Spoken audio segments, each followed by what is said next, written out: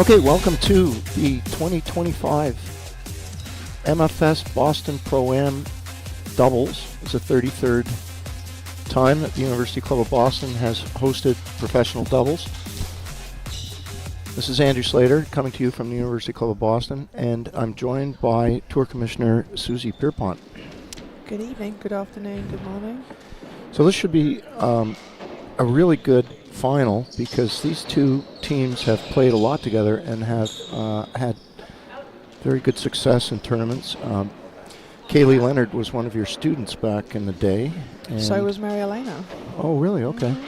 So Marie Elena and Kaylee won this event 2 and 3 years ago. And Kaylee one year won it with you when you played right wall.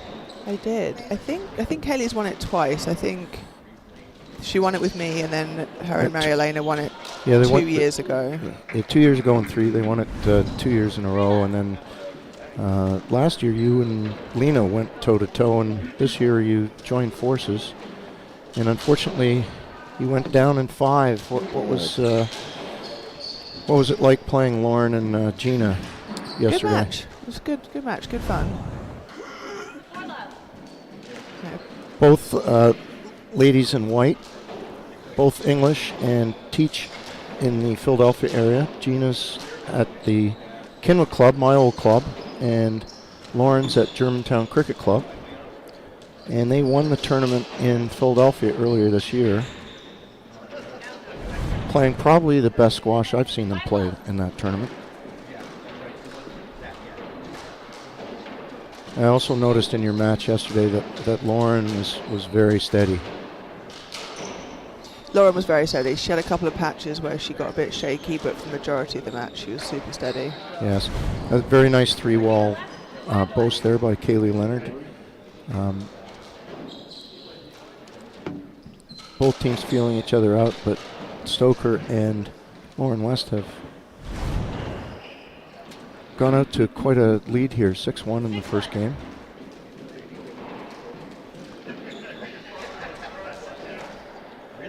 That is Lauren West on the right wall, serving to Kaylee Leonard.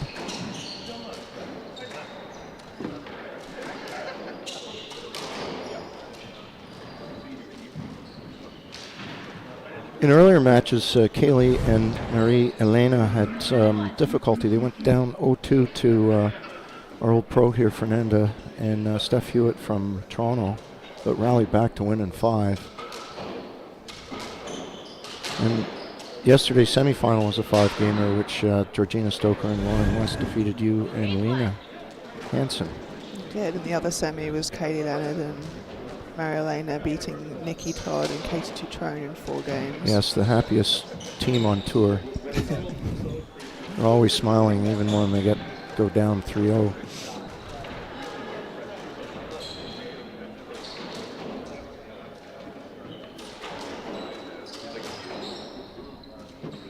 Any specific strategies you think that these two teams will play against each other? The black team need to get into this match. Like, I don't see them winning this game at this point, but they can at least get going in the match as a whole, so that they, have something to come back to in the second game. 8-1's a big deficit, but we'll see. Yeah, they've started to just hit length just to get their bearings, I think. And after that, Marie Elena was set up for a nice straight drop.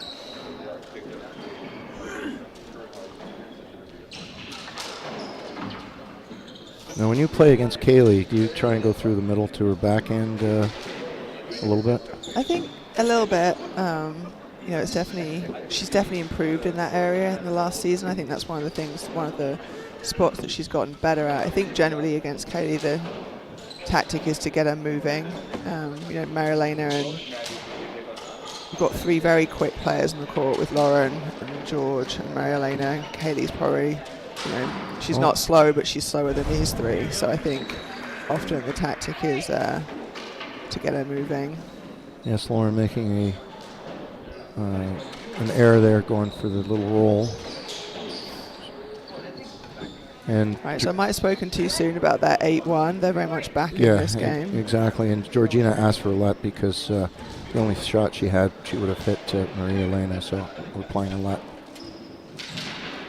Well, that's a nice pickup by Lauren West. Little backhand reverse for a winner.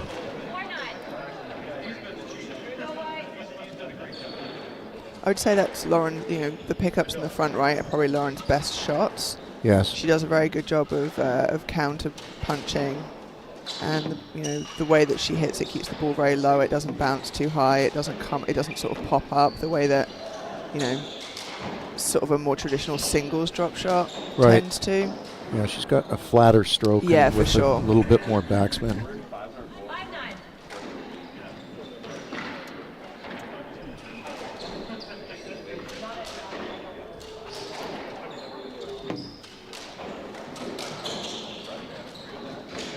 There's that little roll from Lauren. I think Maria Elena covers a lot of court up the Yes. front there. She, as I said, generally the tactic is to sort of get Kaylee moving, and Maria Elena is very aware of that. So she's always looking to see if the ball's going front left, and she moves so well that sometimes it's a sort of false opening. Yes, and the other thing too, in the 2 years that they won this tournament, I noticed she was deadly with her overhead. So I think when you lob Maria Elena, you got to be very conscious that she can put it away. Nice backhand volley kill there from Georgina. Yeah. Bad serve, put away. Kaylee trying to force in a winner off the serve. And now the team in white, the number 1 seeds for this tournament, are up 11-6 first game. Women's final. The last time these guys played was the final of the New York City Open at the University Club in New York. I think it was 15-14 in the 5th to the team in white. And then prior to that, it was the final of the Philadelphia Open. Exactly, the Kinwood Club. The Kinwood Club, where Georgina's the head pro. And the team in white went down in that. So for this season, these guys are 1-all. Well, and that ball is out of court. 12-6.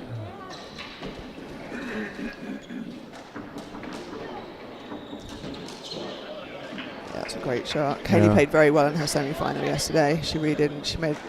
Didn't really make any errors. She's very dominant on the left wall.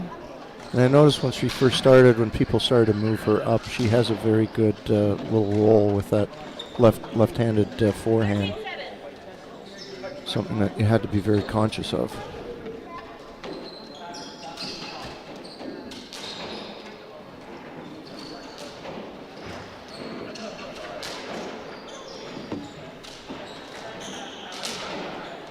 Oh, that's a good spot by Georgina. Went through the middle to the 2 opponents' backhands. Neither one had expected it. Oh, that's a good dig from Lauren on a tight ball.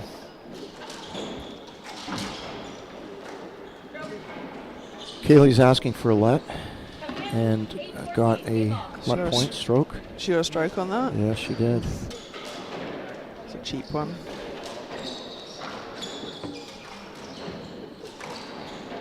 It's a reverse. All right, well, they've turned this into a game. Again, I still don't see them winning it, but they've got some momentum. I think we'll be looking at a very well-contested second game. Unless they keep Kaylee's really sharpened up her game here. She's hit 3 winners in a row. I mean, to be fair, that one was a cupcake. Yeah. Well, she's not afraid to go for it. She's not. Given the opportunity.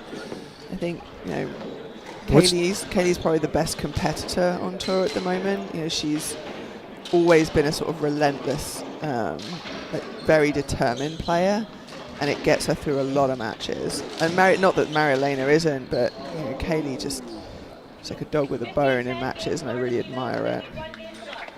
Yes, well, that's the first game to the number 1 seeds, Georgina Stoker and Lauren West. And we'll be back in 2 minutes for game 2. Don't go away.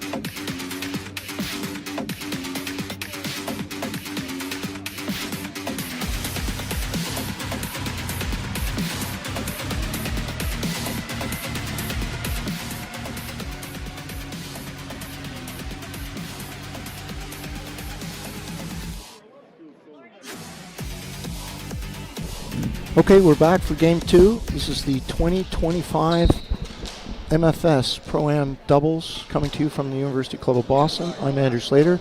I'm joined by Tour Commissioner Susie Pierpont. And this is the women's final between the two top seeds. In white, we have Georgina Stoker and Lauren West, both English, both teach in Philadelphia.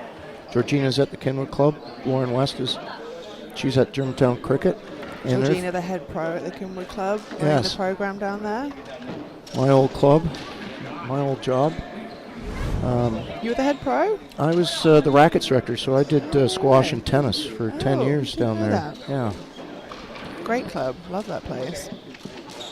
And their opponents, Kaylee Leonard and Marie Elena Ubina. Try and say that quickly. Marie Elena Ubina. Okay, very good. You've got some practice on that, Susie.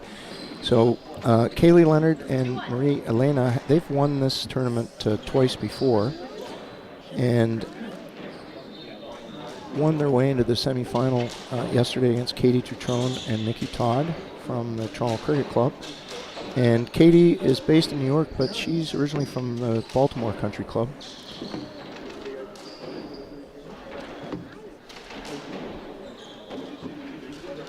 Some pretty good length from both teams here, knowing the importance of starting a game off well. The team in white won the first game after going out to a 8-1 lead.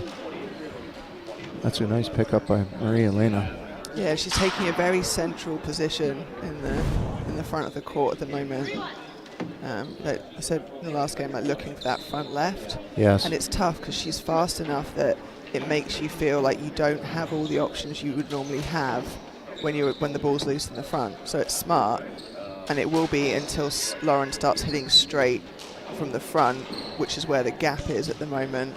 You know, if Marielena's over in that front left, exactly, then the gap is sort of service box on the right wall. So we'll see if they start using that spot. Well, Maria Elena went up, got that 3-wall, and hit a beautiful wad that didn't come off the back wall, and Lauren West was unable to retrieve that one. She's gone around the world there. Yeah, the black team doing a pretty good job right now of freezing out Georgina. I think best left waller on tour right now, so it's smart to sort of keep the ball away from her racket. Yeah, freeze her out. So there's a little front and back happening here.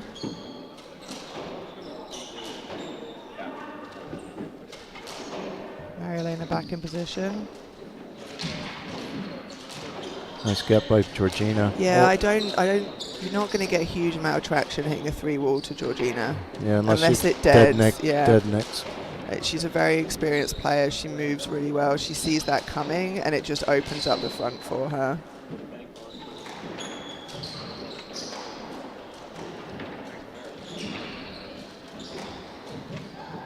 Yeah, nice covers from Georgina. Really good. And she's seen that little roll from Kaylee a few times. Yeah, I don't think Kaylee wants coming. to play the drop shot game in that corner with Georgina.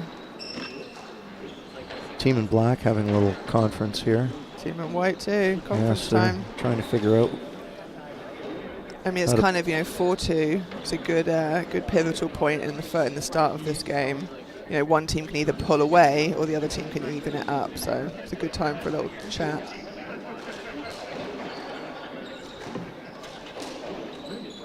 I imagine Marielena was encouraging Kaylee to get up the court. She's been stuck behind that red line for a few rallies now. Yes, and the other thing too, I'm noticing that Kaylee's starting to hit some cross courts that are coming around for Lauren to play on her backhand. And I'm not sure whether she's better. She shoots from the backhand. We'll find out. But she's basically just lobbed it back in play over to Georgina's side, hopefully to get her into the play a little bit more.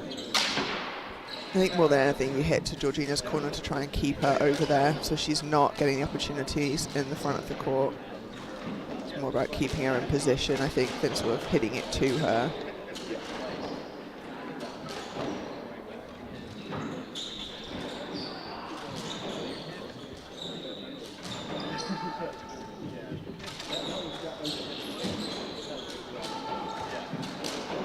Little chaos there. Yes, and some nice stretch get from Lauren West.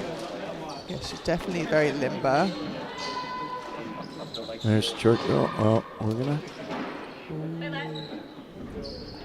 not sure why she asked for that. A little roll would have won her the rally. Or even a hard straight drive might have I was just gotten her looking for a too. stroke. That was closer to a no let than a stroke. So a lot of options there. Here comes the backhand from Lauren. Nice get by Georgina. Yeah, Georgina's moving very well. Oh, and Kaylee nicked that one. Oh, nice little top spin. Good racket.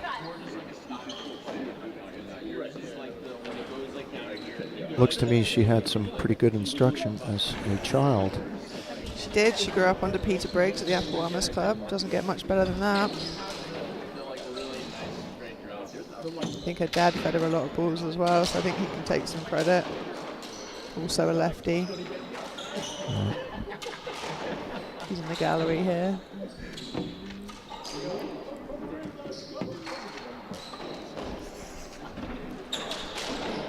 He was very upset with Kaylee's play in the second game yesterday. Well, Brian's always upset unless she's winning. Even then, he's still got notes.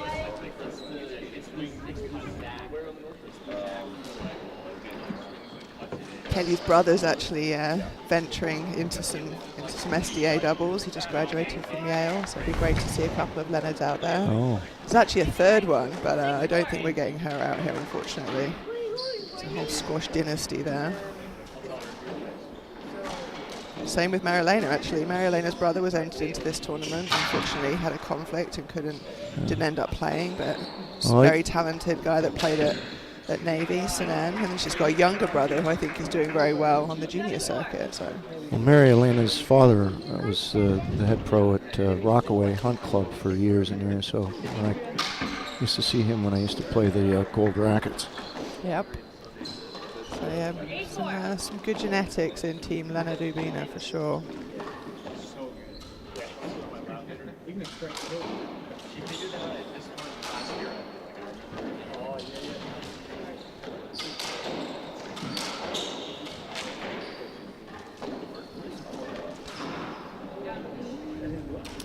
Georgina not crossing on that one, wanting to make sure that Kaylee played that ball, knowing that it was potentially going short. She had that covered. It's a tough spot because, you know, when you're back there, it does look like the front left's wide open, but it's a bit of a trick. And you end up making an error because you realize how good it has to be for it not to just be unlucky. Georgina a little frustrated. She had that on bounce, but just didn't quite put it up on the front wall. Yes, the number 2 seeds have built quite a lead here in the second game, having lost the first. They're up 9-5.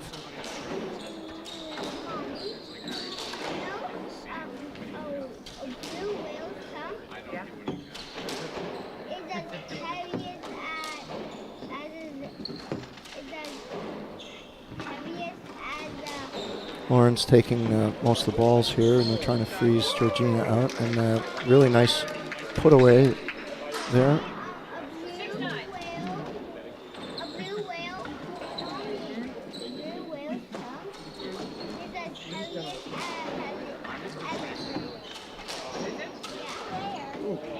There's the overhead of Mary Elena. Not afraid to go for it anytime she's set up like that. Yeah, I mean, Mary Elena is one of my favorite players, male or female, to watch on tour. She's a beautiful squash player, beautiful singles player as well. Yeah, She's just, very smooth. Yeah, great ball striking, effortless. Her court sense is excellent. Uh-oh, announcer's curse where she missed one there. She still hit it well. Good clean ball to the tin. Kaylee Leonard serving to Georgina Stoker. Kaylee saw that coming, but not much she could do about it. Great shot. West Stoker keeping it within 2 points. Crucial at this point in the game. Can't let more than a point go by unanswered. It's good length from Lauren West. Yeah, and she played that her really own nicely. forehand put away. Didn't hesitate. Great shot. It's really tightened up here. 9-10. First seeds have caught their way back.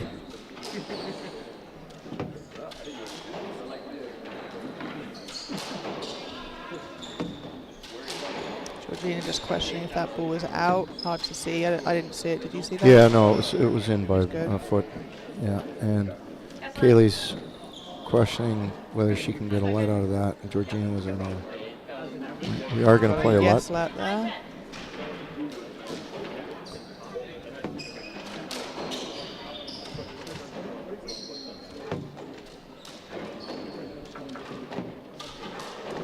Oh, nice round the world from Lauren West. Yeah, that's straight to Kaylee's racket. She played that really well. Look, she got her feet round, set herself up, really nicely executed. Georgina a little frustrated with Lauren there. Yeah. Fair enough. It's a great get from Lauren.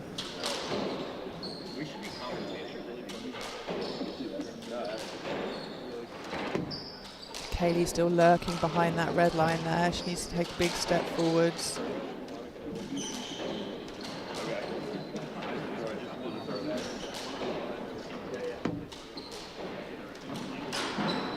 Yeah, it's going to be, it's always harder to play from there. If she'd been a step forward, that ball goes up.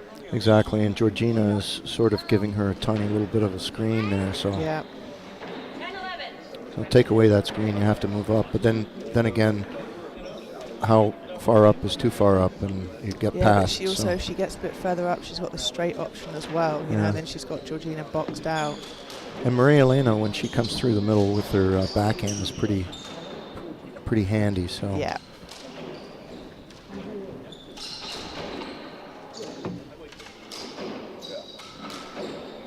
Very tight game here. 11-10 for Team White being very patient, which is serving them well. That's Maria Elena covering that front left. Yeah.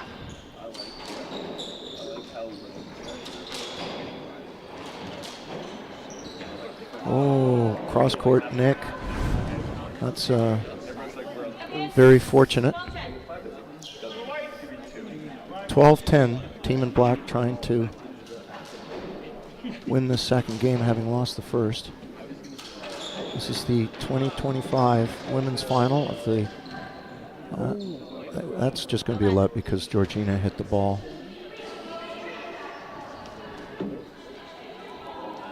Marilena a little frustrated there. I think she felt like Lauren stepped into that on purpose. I don't think that's the case at all. I don't think Lauren had any idea where that ball was going. Well, they're having a little chat about that, but oh, they gave a stroke.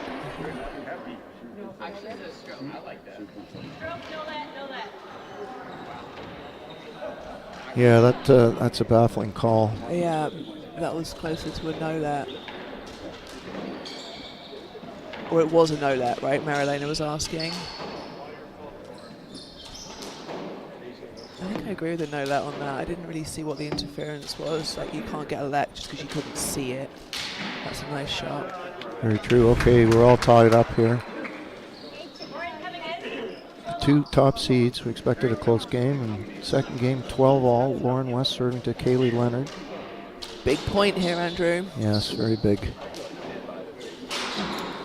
Yikes.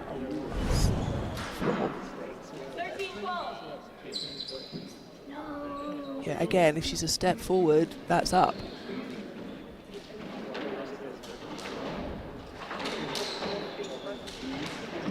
It's been a good game from Lauren. She's been very steady. She's taken opportunities when they come. Tight ball from Kaylee. Okay, 13-all. George lost track of that one.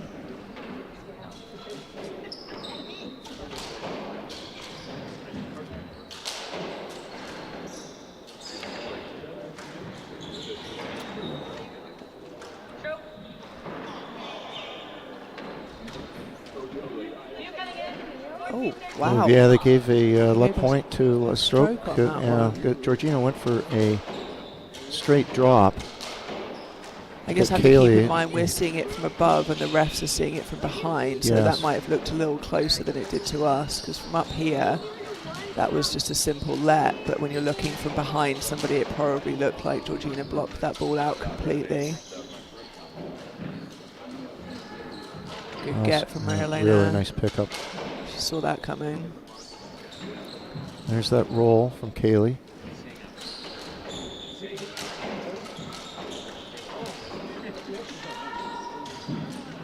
Oh, she read it and she tinned it. So 1 game all. We've got a great final. Don't go away. We'll be back in 2 minutes.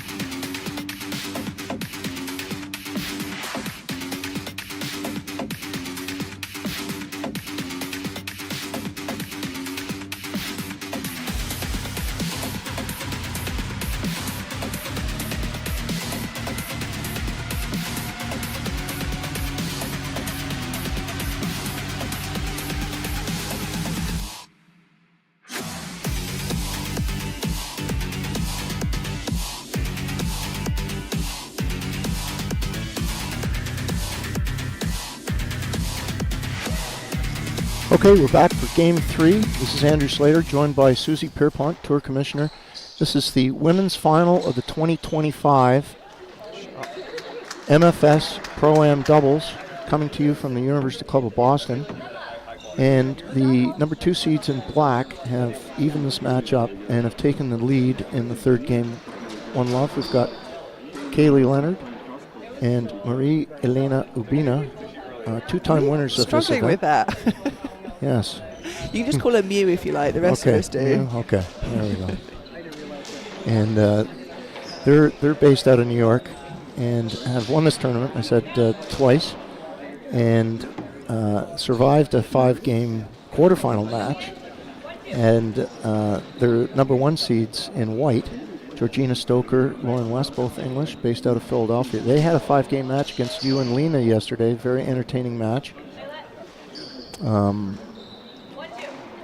But, you know, good squash, so you can't be too disappointed. It was won by, you know, good squash as opposed to errors. And Lauren West, being pretty steady, has fired one clean off the back wall into the netting. Georgina serving at 1-3.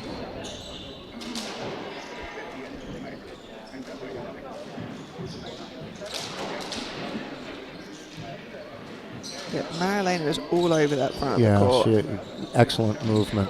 And she ran into Kaylee there. Yeah. But reads the ball really well. I mean, she knows exactly where that ball's going every time. I mean, she went from the back left corner to the front right corner without hesitation. Yeah. Just feel like the white team need to find that that gap down the right wall that's being left open by Marilena's positioning. Yeah, I know. Yesterday, Lena and Lauren went toe-to-toe with those straight drops yesterday. Quite a number of winners from both of them.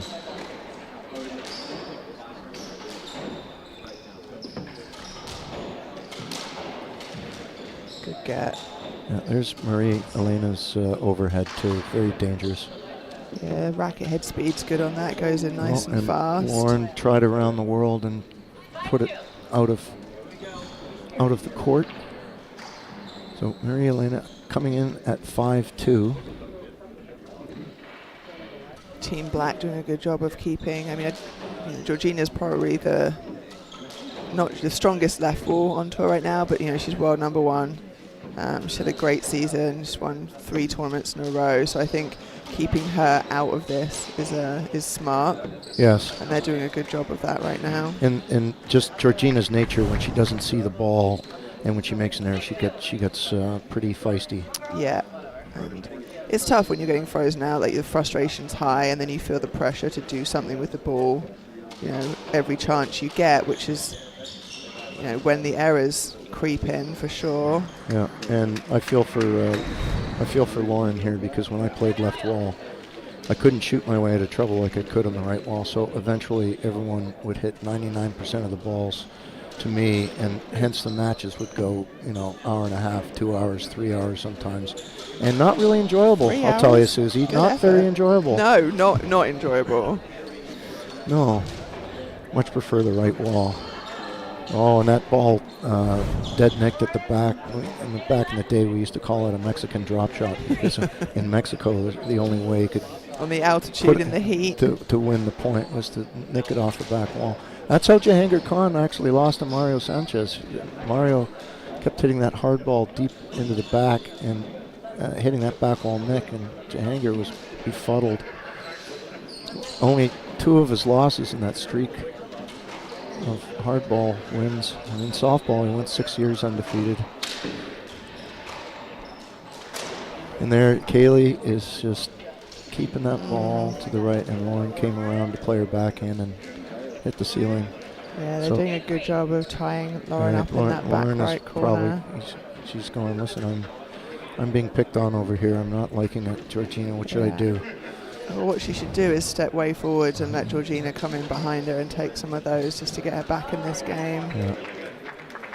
Maria Elena, when that 3-wall did not nick, just was right on top of that for a straight drop. Very big lead here in the third game, 9-3 for the team in black, number 2 seeds. That's a good round the world from Lauren.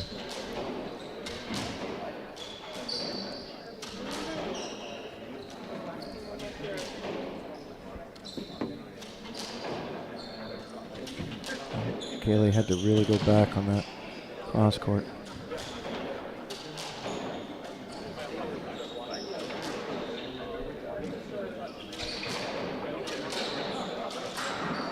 Oh, Maria Elena had read that. She was all over that. Yeah. She was running even before Lauren hit it. She's got to be excited there. A little smile for that miss. 4-9, number 1 seeds are coming in. That's a good length. Yeah, good length. So good recovery though. She still managed to get that back to the service line. It wasn't, didn't get much traction from that good length. And then Lauren once again coming around with her backhand, hitting it out. I'm surprised she hasn't tried a backhand straight drop just to test Kaylee I a don't little really bit. understand why she's hitting that backhand. Georgina should be taking that to her forehand if Lauren's getting picked on this much. Yeah, and Lauren's fast enough that she can cover that front left. For sure. Which honestly, when I've played these guys or watched them play in the past, there's been a lot more of that. So I'm sure at some point we'll see Georgina start to.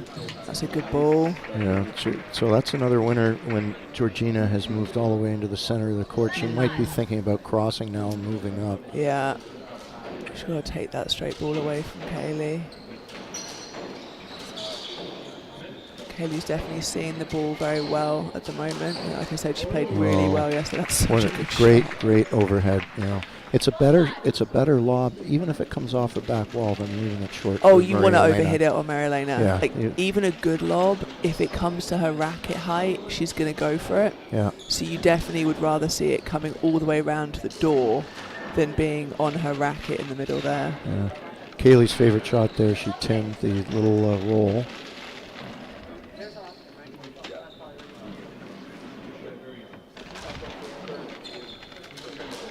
But still, oh, nice reverse from Kaylee Leonard. So this is a 13-6 lead. The number 2 seeds are cruising in this game. So I imagine Georgina and Lauren are going to have a strategic. Let's see, that's a loose ball from Georgina. I think she's a little frustrated. Yeah. 2 short balls. She's given up on this game a little bit.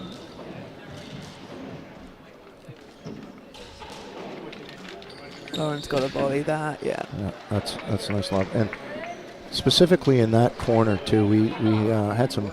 With the new hotel coming in, we had to redo that right wall, and it's a little deader than the other court, and it really dies in that back right corner.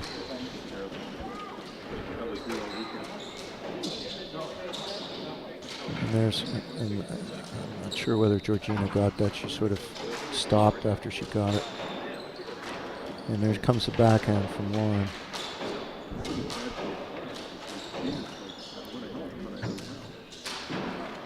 Oh, and that's an error from Lauren, so Lauren's frustrated.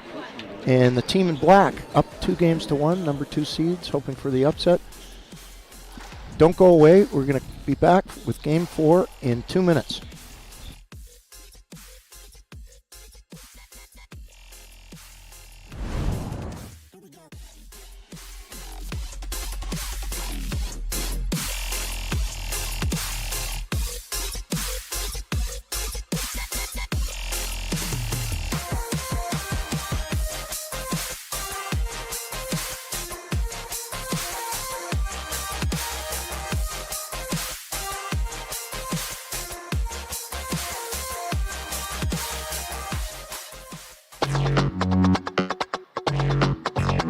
Best thing about squash is definitely the competitive aspect. Even though there's no physical contact, at times it does feel like you're almost like boxing with your opponent, but it's all mental. The combination of the competitive side of things and the social side. The people. It's really fun to go to tournaments and hang out with all my friends. Best thing about squash is getting to stay fit and play an enjoyable game and meet new friends on the tour. The best thing is the accountability that it gives you, because you have to be consistently training or else you're not going to play very well. Traveling. You get to go to places you wouldn't go otherwise and get to meet new people. The best thing about squash, I think, is the feeling of accomplishment when you just played the best game, hit every shot how you wanted to play it, and you've worked well with your partner. The best part about squash is that it's super therapeutic.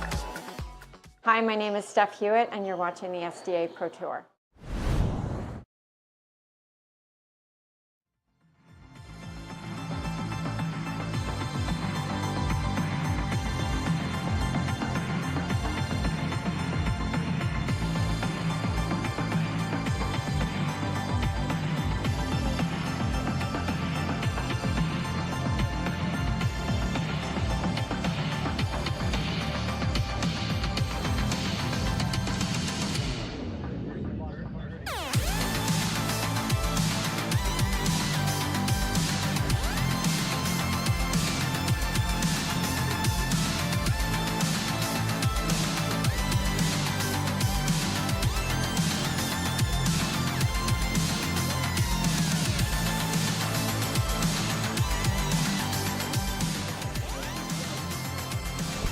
Okay,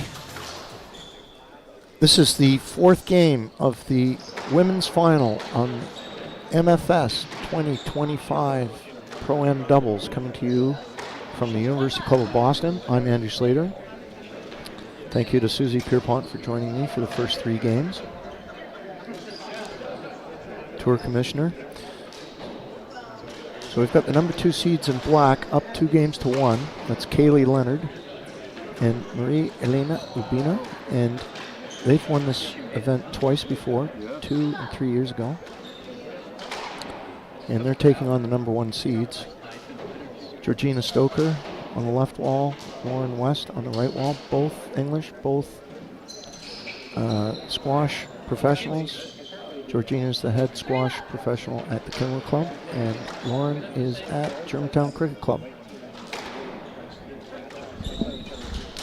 And what we've noticed is that, Kaylee kind of slipped and went into the side wall hard there, trying to retrieve that ball.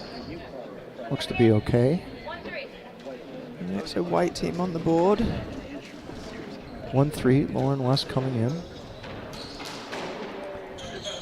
And we definitely noticed in the second and third games that they're playing most of the balls to Lauren West just to freeze out Georgina, who's been covering the court very well, and historically this year and even last year has been shooting the ball very well. And Kaylee comes around with a backhand, asks for a bad bounce in the corner there. So we're playing a lot. 1-3 again.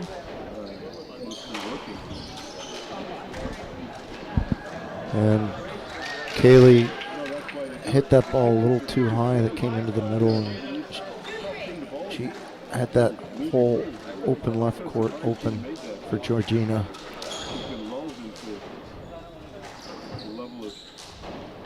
There's that lob that's going to die in the back, and Lauren's got to go back, and she's going to go cross court trying to get Georgina back into the game. I think one of the tough things here is, as I was saying earlier, like Kaylee's such a good competitor, and Mary-Elena too, but Kaylee, when she can see the finish line in a match, it's the best squash she plays. Yeah, and it's like they're up against it here. That was an open ball, and instead of going for a reverse there, she went for front side nick, so that Lauren had to go up and get that. Very nice shot.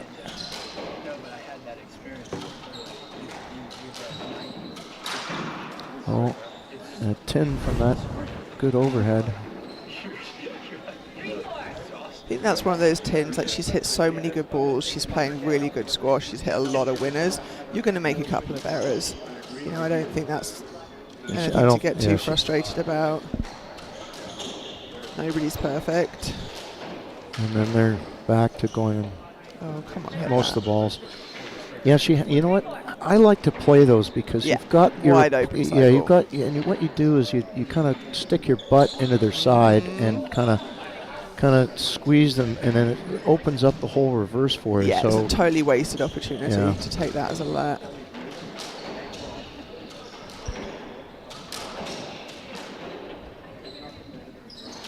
Georgina electing not to cross over still.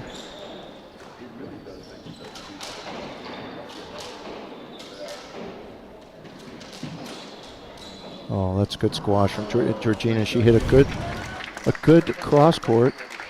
Maria Elena was on her back heels, and Georgina hit the straight drop. So I think that's why she's electing not to cross late, so she can kind of hold that central position, looking for that. Yeah, looking for those balls. And Kaylee's favorite shot in years past has been that little roll. So that way, if she stays in the middle and moves up, she can cover that one as well.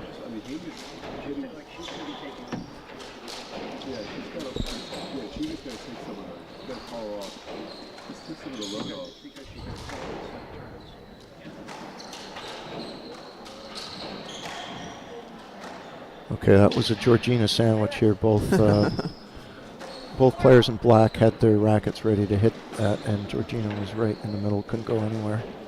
Playing a lot.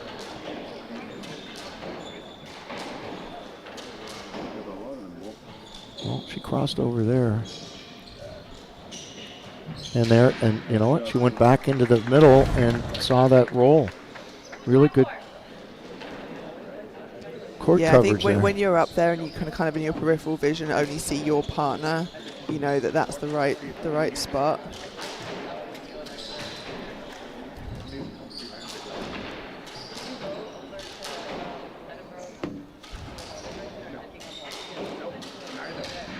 Oh, nice overhead from Lauren West.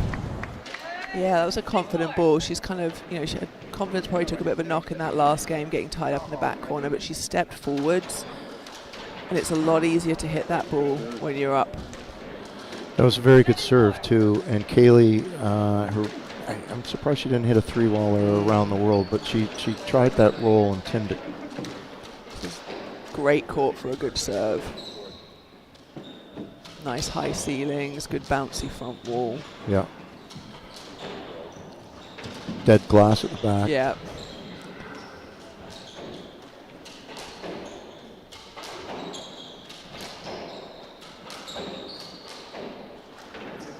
Yeah, see, if you look at Lauren's positioning now, she's about 2 feet further forwards than she was Yeah, and at then the she's end got of that that one. last Yeah. game. Yeah. So we'll see whether Georgina will go back and take some forehands Yeah. for. I think she, I think more than anything, Lauren's just going to a lot more volleys. That's a good get from both of them. Oh, Jesus. Yeah, almost got hit there, but good recovery. And That's there. a great rally from both teams. Yeah. Well played. Good squash. yeah, we've got a standing room only crowd here at the University Club. We've got the men's final coming in on right after this match. And that is between a new team of we've got Cameron Pilley and Mike Ferreira and Cameron Pilley, Australian new team this year. Actually, that's a good question for it. Whatever happened to Tiskelly? I know I saw his name in a couple draws earlier on. Ryan is now residing in Australia. Okay, so he he went moved back. Yep, him and his wife Ali and their 2 kids moved back to Australia in December. Yeah, so that's a good pickup for Will to get. Cameron's such a force on the court. Very tall. Hits one of the hardest balls ever. Not sure what the conversation is here. I didn't. Yeah, the ball nicked on the side, so I'm not sure whether So Maria it was a Elena no called a let. let. Yeah. I think it was a no let because it nicked. Yeah, she's a feisty one, Maria Elena, much like her husband Ashley Davies. Both are good competitors and like to get sort of really stuck into their matches. So And that's a nice reverse from yeah, Maria Elena. that's an I'm irritated with what just happened kind of swing. I'll show you. Yeah, it's amazing how much more force you can hit the ball with when you're annoyed. Anger management at its highest level. Well, there's nothing more satisfying than getting a bad call and then hitting a winner on the next rally, and you sort of feel validated about your frustration for the bad call.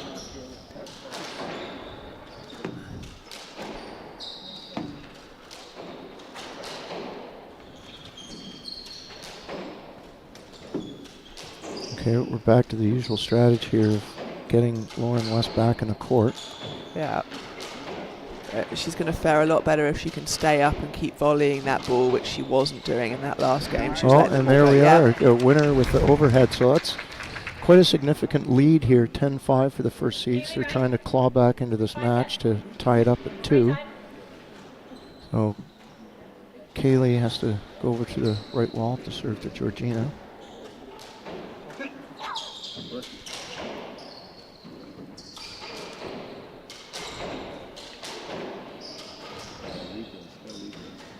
Well, that's forcing Kaylee. That's probably going to be a let point. I think that's going to be a stroke. Yes. Yeah. Kaylee trying to argue there that Georgina could have played it ahead of when she was in the way, but the reality is she doesn't have to, so it's a tired movement. White team getting their confidence back. They're trying to make this go to a 5th and final game.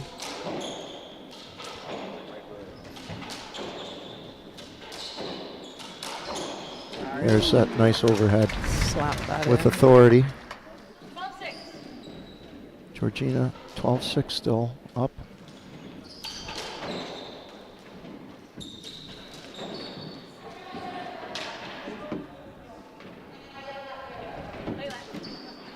Maria Elena making sure that she gets a let because she was using Lauren as a chair.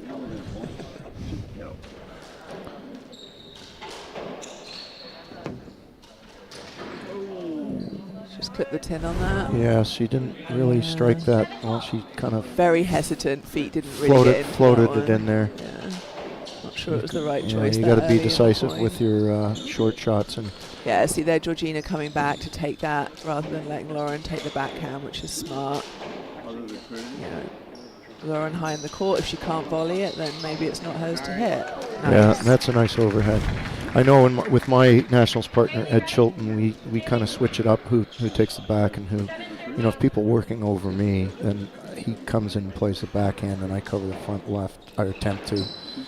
And then, but not quite the same a lot of as time these I guys. I can't give away the secret there, but Yeah. but Ed has got some good length to him. So when he when he goes to the front right, I then cover the back left. That's the way I prefer it. But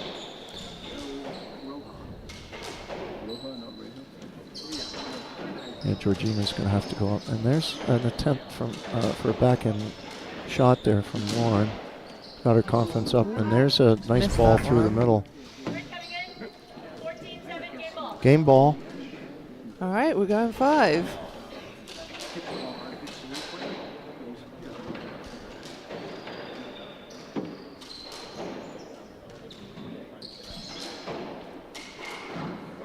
It's a 10 from Lauren West. Yeah, it's ambitious from back there with Marielena's head in the way. Looks like Kaylee broke a string or maybe cracked her racket. She's gone, grabbed another one. Wow, off the serve. Overhead winner from Maria Elena, and she's coming in and serving to Lauren. She doesn't want Georgina to go for a reverse off the serve, I suspect.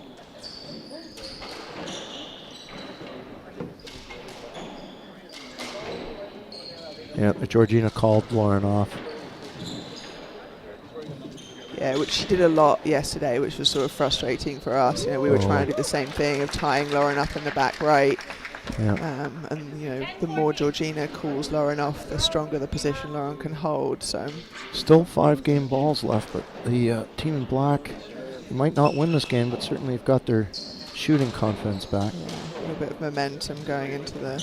That's Georgina covering that front right. Doing a little bit too much there. She didn't need to go get that one, but she's looking for the opening to get this game over with, and that should have been it. Oh, and she jammed Maria Elena. And we are going 5. Don't go away. Yeah, do It'll not be turn 2 minutes. We won't ruin the score of the wild card game for you if that's where you're disappearing to. Oh. Let's go Broncos.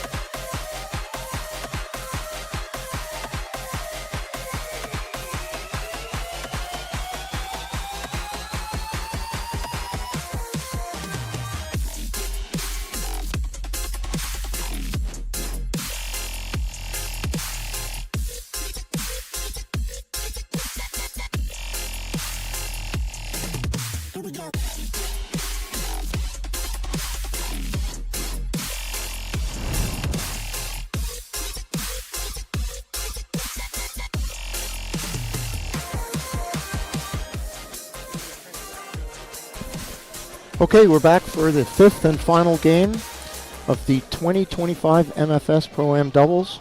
It's Andrew Slater coming to you from the University Club of Boston, 33rd year of having professional doubles here in Boston. And I'm joined by Tour Commissioner Susie Pierpont, who was in the final last year and lost to the number 1 seeds in white yesterday in a close 5-game match.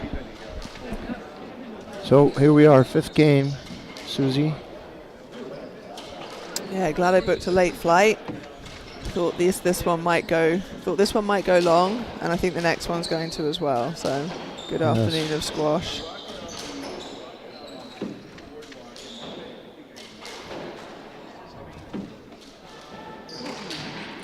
Nice pickup on Maria Elena, and Lawrence hit a nice angle.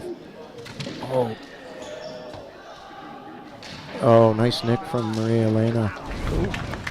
Great court coverage from both teams. Lauren just stumbled a little bit there. And Georgina is reminding her of the upcoming strategy.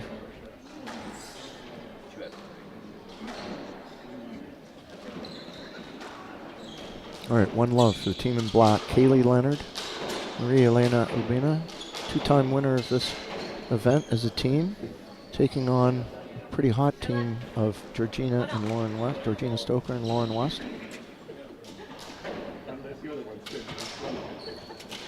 Both based in Philadelphia.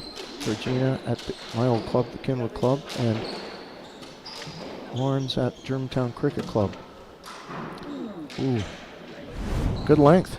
Kaylee and Mary Elena both work in New York City. Kaylee works for a private equity firm called Trilantic. Good people at that firm. Big squash fans. We love it. Oh, could be trouble. I'm giving a no let from here. What about you? I think she's going to get a let point, to be quite honest. Even though it was her backhand and she did turn. Yeah, I had one of those the other day. At the time, it felt very much like a let. When I watched it back, I was like, ooh. Maria Elena Yeah, chastising herself, and that Georgina was slightly in her way, and she saw that Georgina was up on the court a little too far. She could have called a let and was upset that she didn't, because in retrospect, hitting a 10 was not a good option.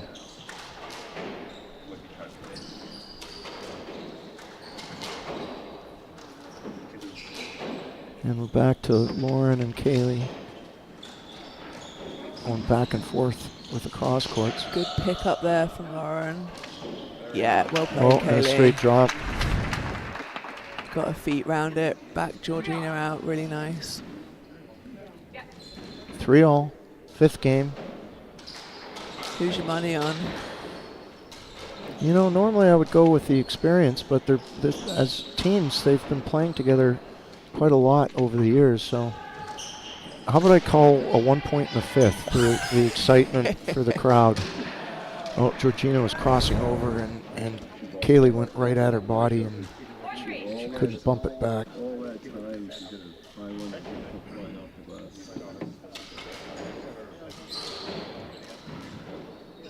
I mean, both the matches that these guys have played have come down to the wire at the end of the 5th. That's a no-let.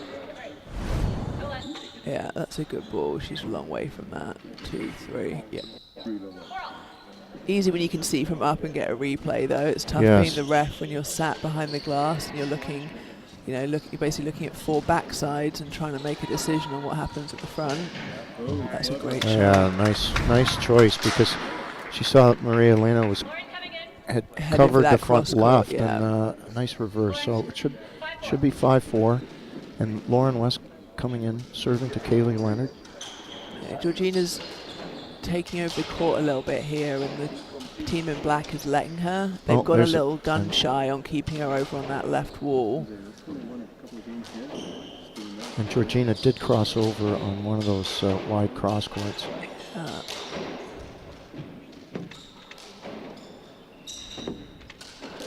Good scrape.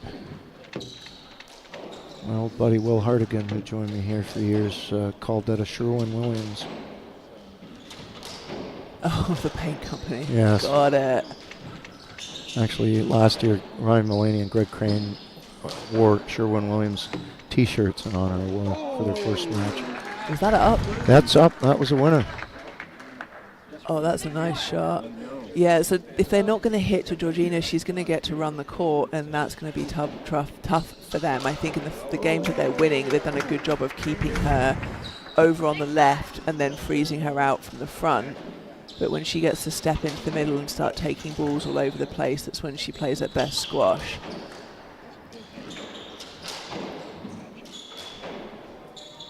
Okay, here comes Lauren with the backhand.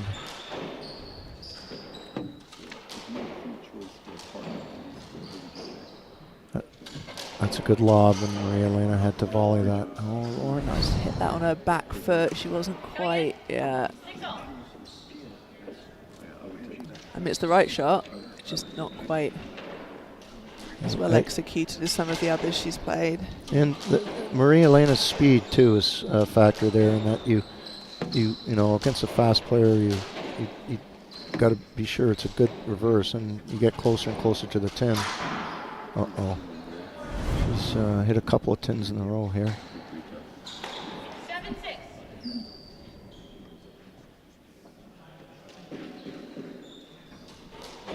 So we were talking about Kaylee's determination earlier, and I mean, if it suits her, she will go cross court on every single ball to Lauren. Yep.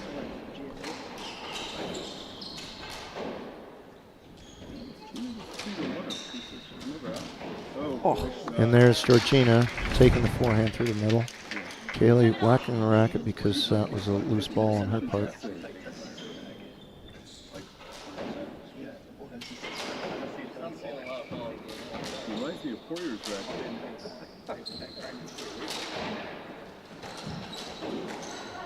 Oh, Maria Elena had radar lock on her, right? Dragging her hand, you know.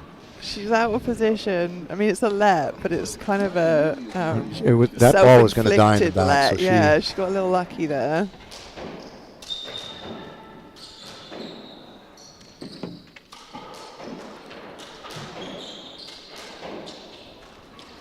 Oh, Mexican drop shot. Hit that back wall neck. It's exactly what you want at this point in the match, right? When you hit that cross court, you're just thinking, go on, give me a bounce. Yeah, give me a few freebies, please. And there she's going to call a let. And it should be a let. Lauren didn't cross over. Yeah.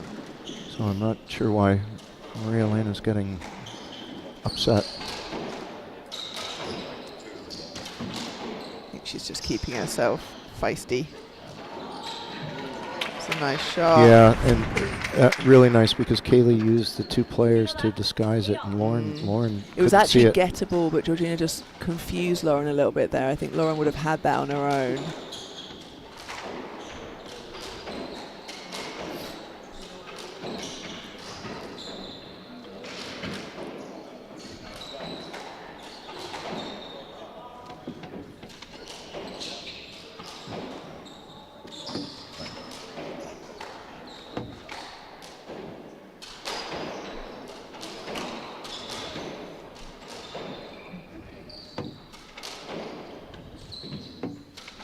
Eight all, critical point in the match here, and Kaylee Leonard just. I'm telling you, best squash she plays is when it's crunch time. Yeah, and Lauren's cross court there was short, and Kaylee just pounced on that short ball.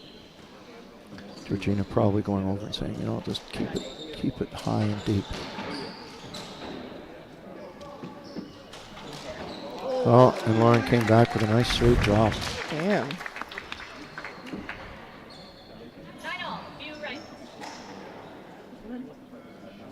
9-all, standing room crowd.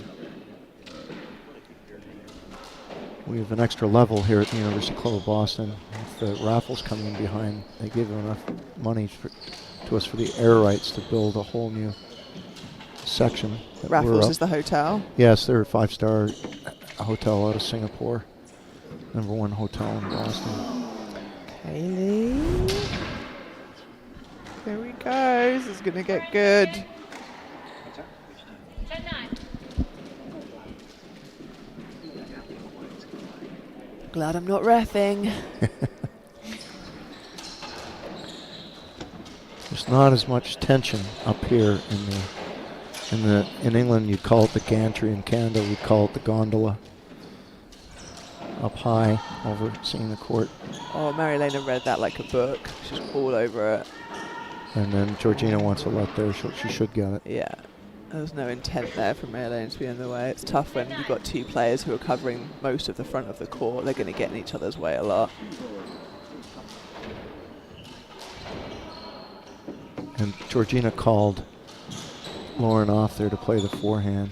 She didn't on that one.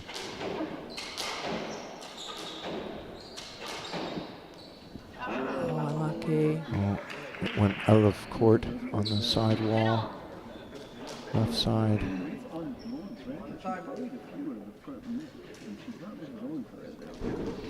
10-all, fifth game, women's final. We're going to have a second serve from Georgina Stoker. Number 1 seeds and number 2 seeds facing each other.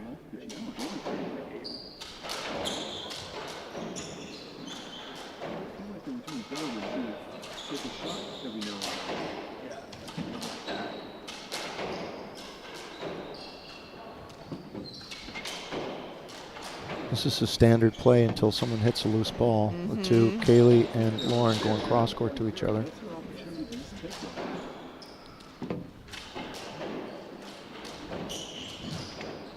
Georgina covering that for Lauren.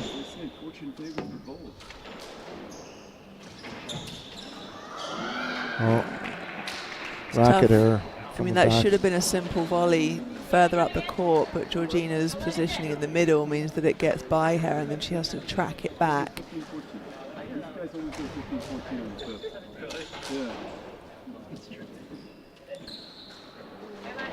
Kaylee asking for a lot, most likely because her best option was going across court. Yeah.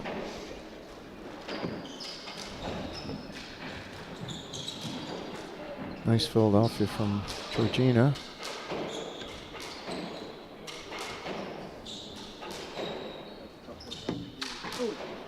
Good scrape from Lauren.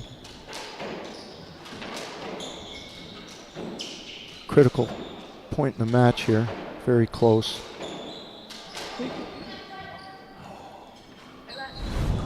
The ball did not nick, so. It didn't.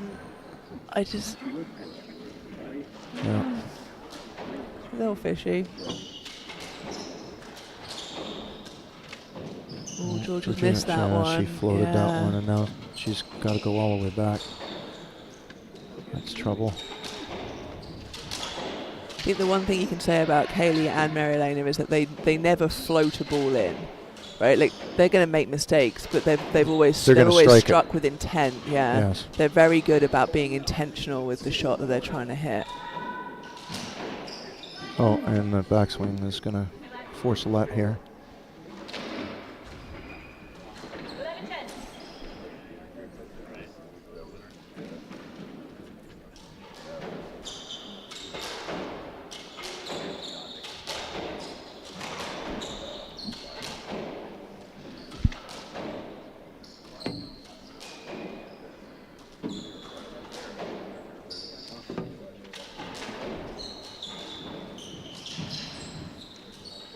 Oh, yeah. Nice couple of shots there from Kaylee.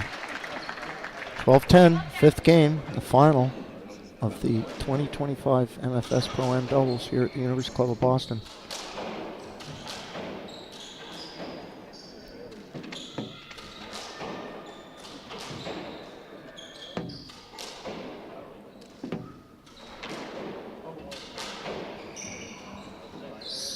And there we go, another let. She doesn't want to be suckered into going for that front left and setting Georgina up for the straight drop winner. Which is fair enough. I think Georgina, the hanging out in the middle is not. Trouble, the ball died at the back.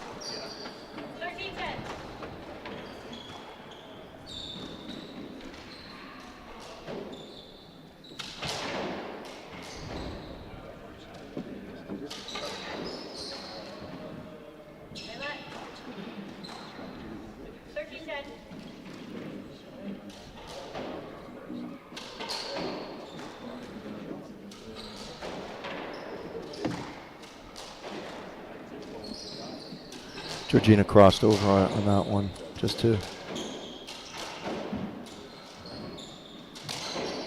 take away that drop shot.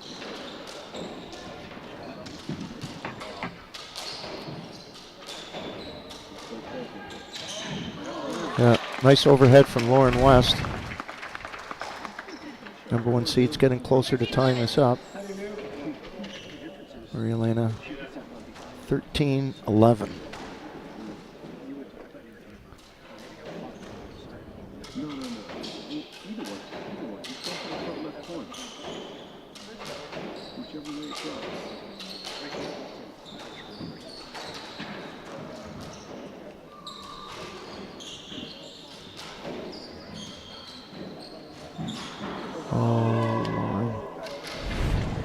Yep.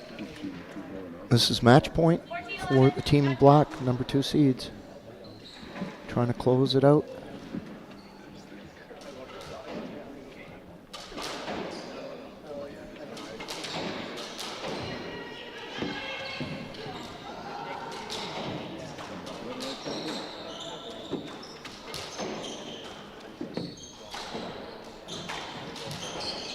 Oh, that's trouble. She should play that, and she did. From the back of the court, Georgina Stoker hit a low straight drive for a winner. But they're down in this match. They're facing 3 more match points.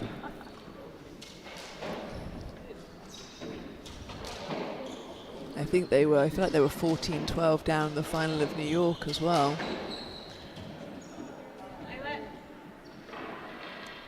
Kaylee wanted to go cross court there, and Georgina was positioning was stopping her. That's part of the strategy sometimes, to take away that cross court and force the opponent to go down the wall with a rail and get you back into the game.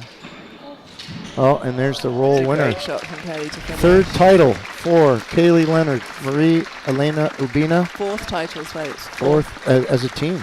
Oh, as a team. As a team, yeah. Kaylee's 4th. Kaylee's 4th. She won a title with you. Yeah. Charlie Humber's coming out to make the presentation. And don't go away. We've got the men's final coming at you with a new team of Mike Ferreira and Cameron Pilley against the number 2 seeds, James Stout and Scott Arnold. They've lost the last 2 finals in a row against Chris Callis, and he's not in the final. So stick around. We'll be back in, say, 10 minutes.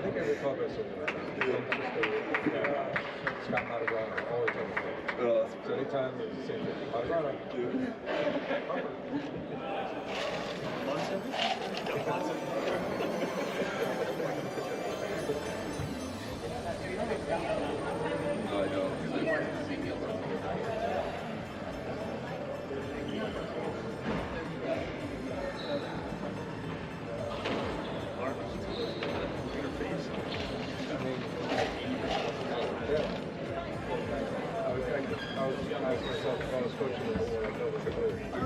And some of what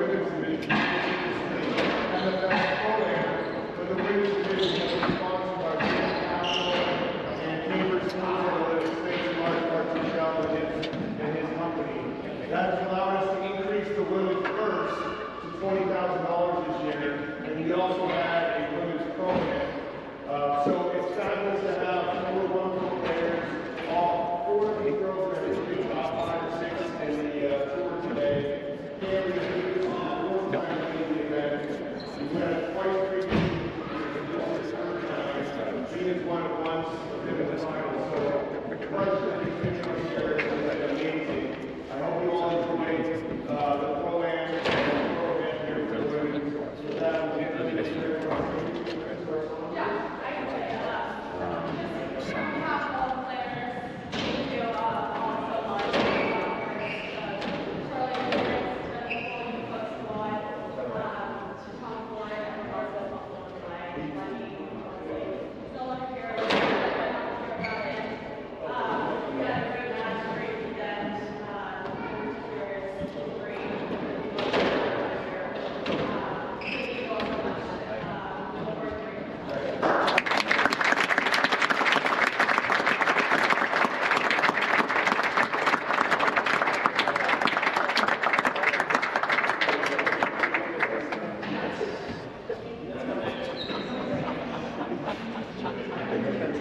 And then there was that point on this play. Child to squash regular.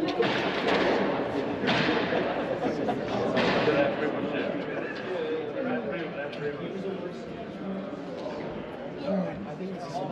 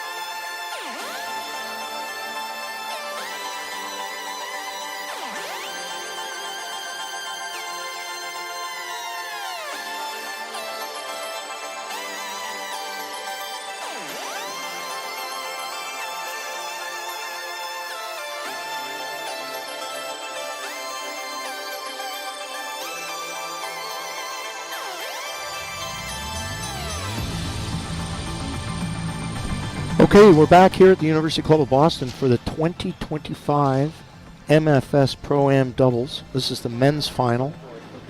And we have the new team on the block here. We've got in black. They defeated the number 1 seeds in the quarterfinals. We've got Mike Ferreira, who's been here many times. And he's English, went to Trinity, and plays out of the R&T. That's the racket and tennis in New York City. And his partner is Australian, Cameron Pilley, and he works in Connecticut.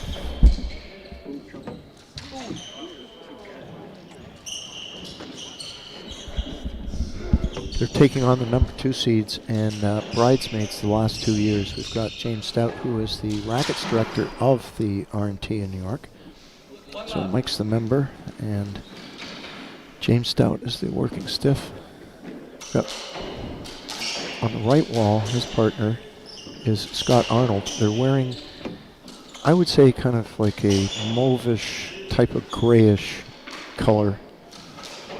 Lilac, I think that is. Lilac, okay, yes. They're very proud of that one, actually. Yes. They're going for best dressed team this season, which, to be fair, is a low bar, but they may be winning. Yes, they had kind of moss green shorts yesterday, but have elected to go straight black. I think it's grey, isn't it? Oh no, black. Interesting. As long as they could be charcoal. contrast. Could be charcoal. Anyway. As long as they're contrasting, we're happy, right? Yes. So James Stout and Scott Arnold. Scott Arnold's Australian, and he's the rackets director at the Toronto Racket Club. And they've lost the last 2 finals here in Boston, so they're trying to at least get a title. They have. This was the end of a streak for Chris Callis. He'd won this event 5 times in a row. With 4 different partners. Yeah. Not to be this year, they lost in 5 in the quarterfinals to these guys. In an excellent quarterfinal. That was a really entertaining match. So from that match, the usual strategy to play Mike Ferrer, who is the oldest on the court, is to, and you'll notice that he uses a 2-handed backhand, which he rips. I mean, he loves hitting a fast-paced game, you know, lots of power. And I know when Chris Callis plays against him, he likes to mix it up and lob him a lot, just so that he's got to reach up with those 2 hands. And it might not work the first couple of games, but definitely the 5th game they're hoping that it pays off, and that might get a little tired from using those 2 hands for every high backhand.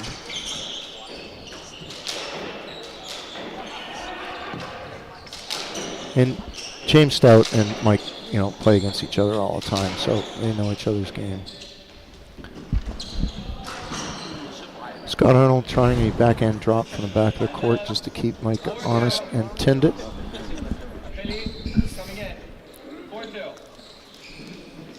All right, so Ferrer and Pilley, slight lead here. Now Cameron Pilley, back in the day when he was a a single softball player, had recorded the hardest singles ball hit with a forehand ever. Not sure where that's been broken yet, but it's pretty impressive. So we'll watch for, and he's lined up to hit it hard. Scott Arnold's not a teeny little guy either. They're twin towers over there, so we'll see whether it gets any physical. They both like their space. I think these two have been on court together for the last 20-odd years. I don't think there's going to be any... I don't think there'll be too much physicality over there. They're very used to each other. Grew up together, played on PSA together. A lot of respect on the right wall for both of their singles careers, and now it's nice to see them out here playing in the SDA. Yeah, kind of like Gouldy and Mudgee when they started off toe-to-toe on the right wall against each other. A lot of Australians. We just lost one. Ryan Coskelly moved back to Australia this December. So he's played his last SDA event. He's gone back to work for, I think, for Squash Australia. So lucky them to get Cos back. And miss all this wonderful weather that we're having in New England at the moment. I know, I'm sure right now he is just gutted that he's not in Boston in January. The Gold Coast is it's just like it. James Stout tinning a 3-wall boast here. So I'm not sure if you mentioned this later, this is a replay of the Briggs Cup semi-final from a month ago, which ended in just 5 games. Ended with a Pili for a win. Yes. I have not mentioned that. I know that in the other semi-final there was significance in that Sam Khalifa, first #1 Egyptian doubles player ever, tweaked his Achilles to the point where he missed this tournament, and Chris Callis was forced to bring in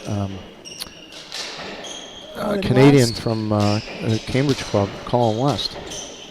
Yep, so the other semi-final was this matchup. Really highly entertaining match where Stout Arnold went up 14-10, I believe, in the 4th game. To have 4-5 match balls, lost the 4th, and then went 14-12 down in the 5th, tied it up to 14-all before a reverse winner from Mikey won them that match. So overall they had 6 match balls, I think. So this is a interesting mental block to go into this match with, having been so close to a 3-1. Like a reasonably comfortable 3-1 victory, I'd say. It was a really good match up until that point, but wasn't, really close until it was. Yeah, psychologically, when you lose a match with multiple match balls, it's tough. Stout just wondering whether he had struck that ball or Scott had, because they both swung for it, but I think Scott admitted that he had, so it was a stroke. And we have a broken string. It looks like the knots come out of the string, so the stringer, whoever did that, will be... Cam's going to take that back to his pro shop and have some questions, because I doubt he strung that himself. I haven't seen that happen in a while. Stout just checking his strings. I remember one time I was playing left wall, one of those hours and hours on the court, and we were up 14-3 in the 5th, and you guessed it, they caught up to 14-all. We did win that point, but 14-3? 14-3, and we let them catch up to 14-all before we won it. That's the biggest comeback I've heard of. Oh, it was so nerve-wracking. My partner Taylor Fawcett couldn't make rent that month, and he was worried about the prize money the whole time. But he hit the winner too. 14-3, Jesus. The worst one I've heard about was I can't remember who they were playing against, but Preston Quick and Matt Jensen at the Johnson one year were I think 14-6 down and came back to win the match. Oh boy. But I think I'll save the graces of whoever they were playing. Oh yeah, they probably gave up the game. They're in a straitjacket right still to this day. Yeah.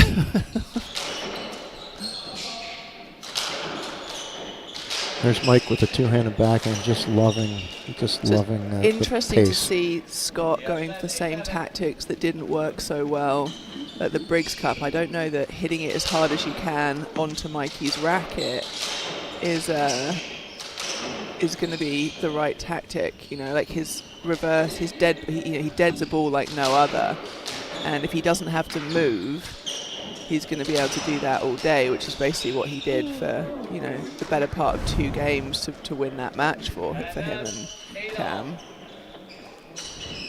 Well, he's a fit over 40-year-old, that's for sure. Certainly is. Just, you know, like you said, that double hand is why he can strike so well, but it also limits his reach. So it's a lot harder for him to hit that same ball from over his head in the back left corner than it is from, you know, a foot in front of the red line at shoulder height. Yeah, he's got to take an extra half step moving forward and backwards too. So we shall see whether this match goes to the 5th game. And Second server, 9-all. 9-all, first game, men's final. Stout and Arnold trying to win this tournament as a team. Scott Arnold's won this tournament before with Robin Clark, who is the head squash director at the Toronto Cricket Club.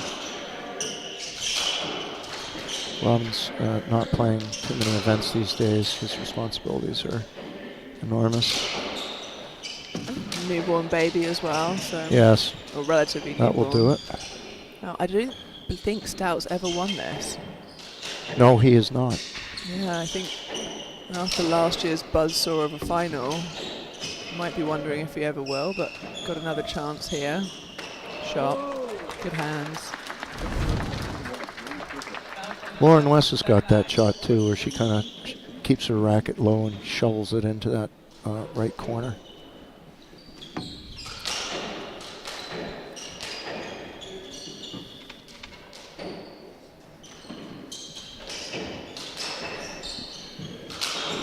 James Stout trying to reverse 3-wall just to see whether Mikey's paying attention, which he was. I think mixing it up smart. Yeah. Don't let him get comfortable or into a rhythm, because that rhythm's what, you know, what he's so good at. You know, just hit the same ball over and over, and when it's good, it's great. Scott Arnold, the youngest guy on the court here, which is novel to say at the moment. I think he's 38, so everyone else is in their 40s. Inspirational, really. Yes, it was good to be 40 and still playing. And playing at this level, you know. Exactly. Between the speed with which Mikey's hitting the ball and Stout's movement and Cam's movement. Ooh, nice. Well, he hit it off the side wall. That almost nicked, and he framed it out to the side here. So Stout and Arnold have a small lead here, 11-9, first game of the men's final.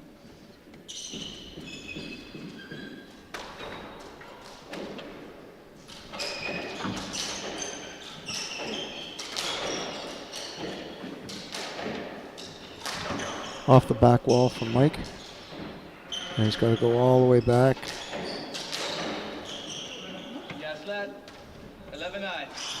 So we saw yesterday too, Cameron Pilley, when he goes through the middle, he hit Mike, I think 3 times off the front wall, his partner. He did. It's a good I'm sure Mike was thrilled. I've seen it a lot this weekend with the power of some of these guys, where, you know, they switch their angle a little bit and hit their own partner off the front wall. I saw Callis get Colin in their match, in that quarterfinal. Well, I thought that was more due to Colin's lack of experience on the left and his sort of position than anything else. Yeah, Scott Arnold hit James Stout yesterday with the ball, and he hit him in the warm-up. He framed a rail that went off the frame and hit James Stout in the left hand, and that could have been the end of that team. I'll have to go find that clip. How not to warm up. Scott Arnold with the overhead into the tin. He just overdone that. It didn't need to be a sort of softer, more direct ball. Cam was way back, Mikey's not coming across. I think accuracy over power on that one.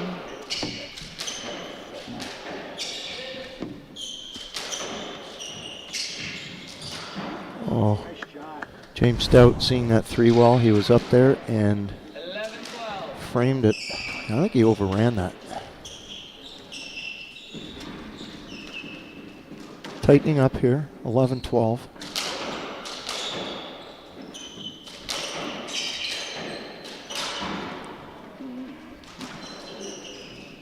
Second server, 11-13. 11-13 now. Mike Ferreira serving to Scott Arnold.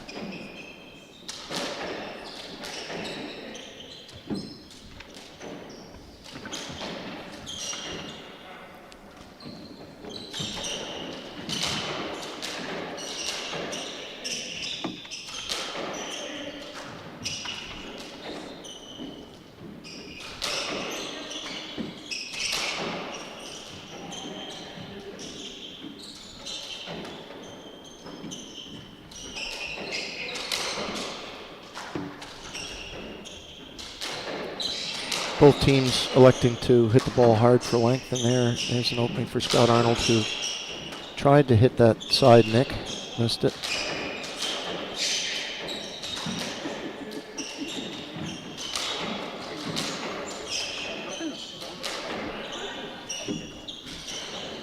James Stout calling Scott Arnold off to tell him that I'm going to hit the backhand through the middle.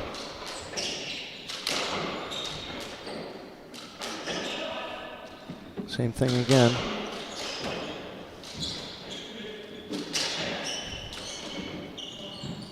Oh, I'm caught.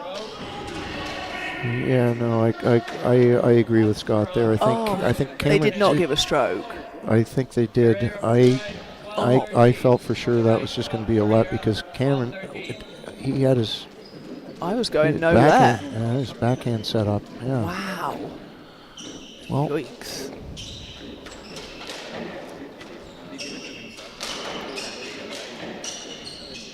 I mean, from up here it looked like a no let, but like we said before, it's tough when you're looking at the back of the players. Yeah. But that definitely wasn't a stroke. All right, so it's game ball here for James Stout and Scott Arnold.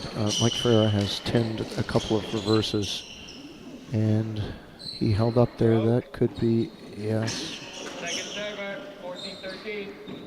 It was a let point was given, a stroke to Mike Ferreira. I feel like the squash fairies need to even this one up a little bit here. Let's see if they do.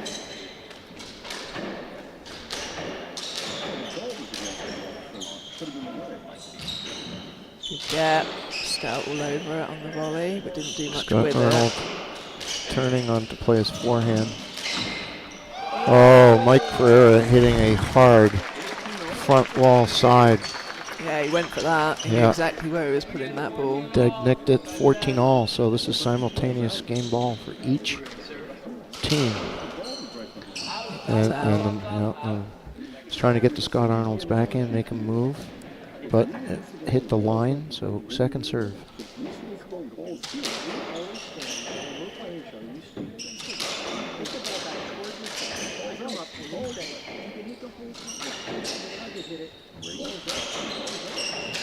Oh, I guess the squash fairies helped out Scott Arnold there, because with his anger management there, he hit a beautiful reverse to win the game.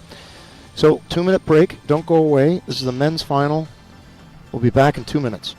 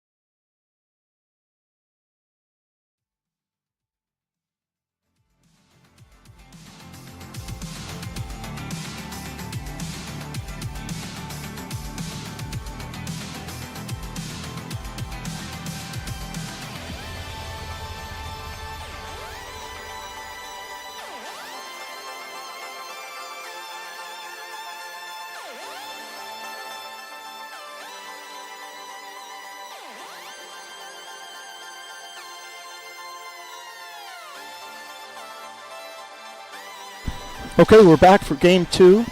This is the men's final of the 2025 MFS Pro-Am tournament, coming to you from the University Club of Boston. This is Andrew Slater, and I'm joined by Tour Commissioner Susie Pierpont, who did predict a very close match here, and it was a 15-14 win for James Stout, Scott Arnold, who have been bridesmaids in the finals the last 2 years here. So looking for their first win here in Boston as a team.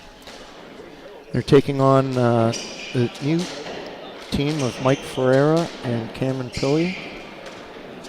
Susie, do you think Stout and Arnold will keep working over Mike? I mean, if it was up to me, I wouldn't want to hit it to Cam, that's for sure. I don't think, it depends how they hit it to Mike.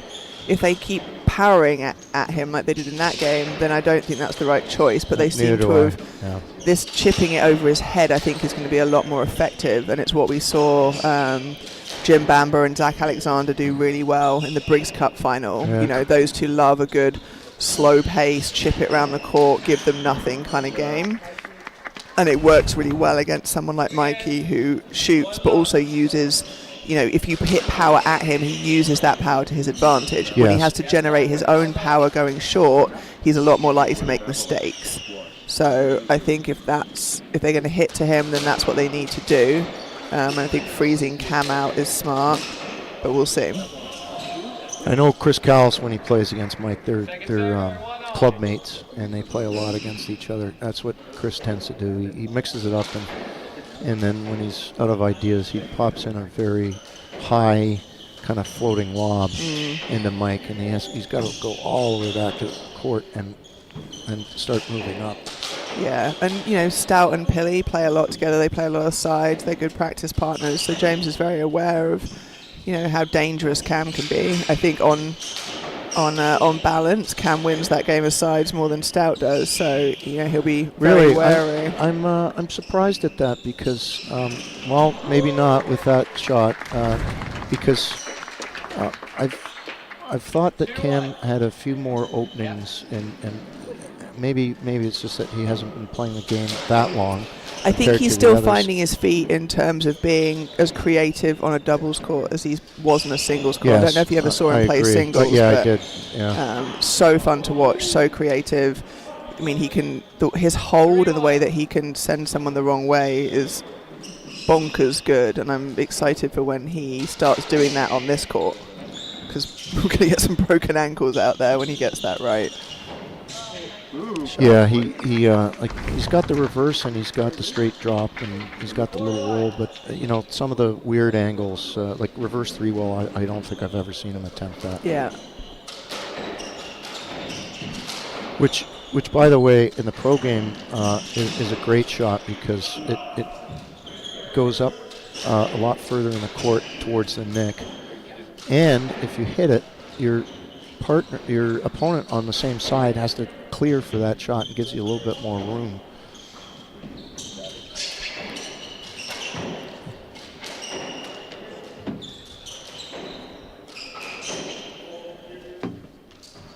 See, I feel like a round the world shot from Cam Pilley over to Stout would give him some trouble. Likewise, Scott Arnold, same thing.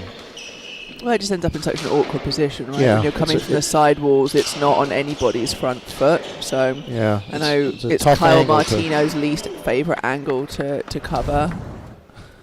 He's made that he made that statement to a number of players that he plays against regularly. So I'm not sure how smart that was. Oh, you don't like that shot? Okay, well I won't hit it to you then. Right. Oh, you're uncomfortable with that angle. Noted.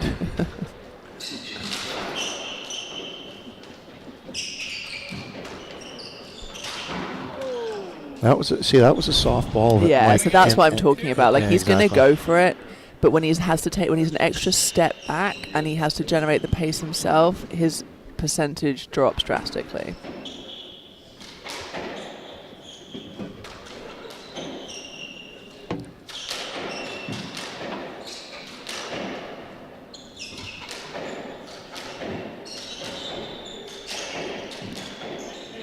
Yeah, they're getting the ball a lot higher on Mike.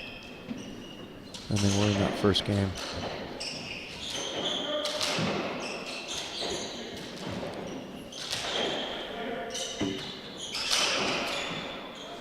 Yeah, that's a good spot. Yeah.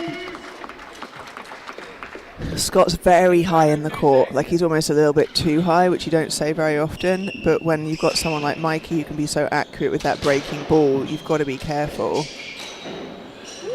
And I noticed in their 5-game victory over Elroy, and James Stout's racket has been deemed defective. I don't know whether it's a string or a broken racket, but he has left the court. I noticed Elroy Leong yesterday was aiming for Scott Arnold's left knee going through the middle, and that forced Scott to just play kind of a bump just backhand pop it lob. up. Yeah, he wasn't able to do anything with that, and I think basically it's because Scott can hit the cross court a lot harder than Elroy, and Elroy got a little backed up and changed his tactics a lot, and it seemed to be effective at least for a couple of games. Was that 3-2 or 3-1? I thought it was 3-1. I thought Martina Elroy took a close second and then nearly snuck the fourth. Yeah, it was definitely a close match.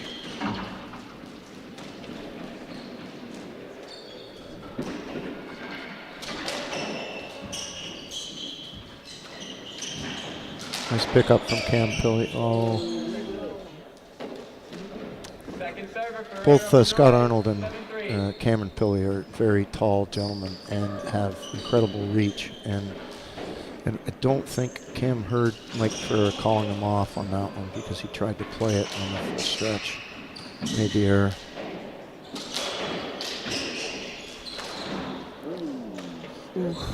New racket too from James Stout. I like the idea though. That's a nice shot if it goes up. I guess that's the same for any of them. Right, Team Black taking it. Okay, Scott Arnold very putting dominant it in right this game. in the zone. So that's Mikey what I'm talking about. Is that hard cross court, or medium pace? Let's call that a medium pace cross court into the sideball. Like Mikey's gonna. That's bread and butter for him. He's gonna play that reverse, and Mikey takes he takes his space.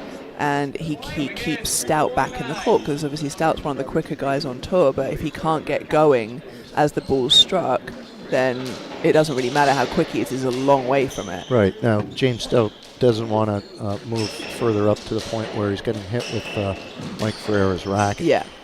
And he also doesn't want to leave the left wall wide open, right? Because Mikey can hit down the line just as well as he can put that. Exactly. And now, if people notice there that James Stout, he went up and he played a little topspin drop, and from the back of the court, you think that's definitely going to be a lob when he starts that, and fooled everybody. Really nice shot.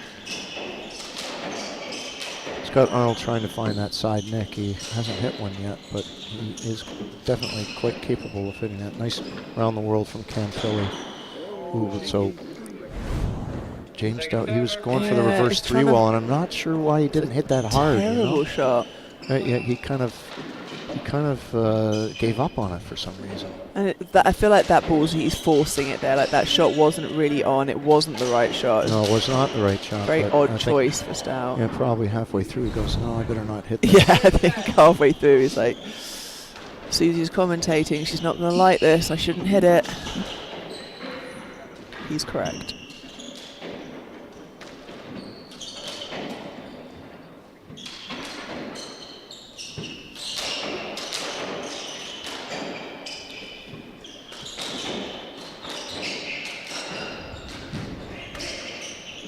Scott Arnold calling James Stout off to play the backhand. There he is. Okay, there it is. Okay, now he's got his game going. He's going. Yeah, I've been waiting. Well, the difference with that one, right, is he stepped forward, so he played that off his front foot, like his whole body weight went into it. It was very purposeful. Yes, with authority. Yeah. It's tough to hit that properly off your back foot.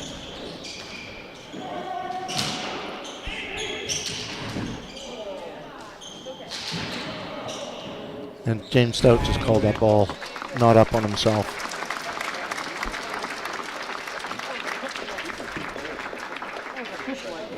Coming in,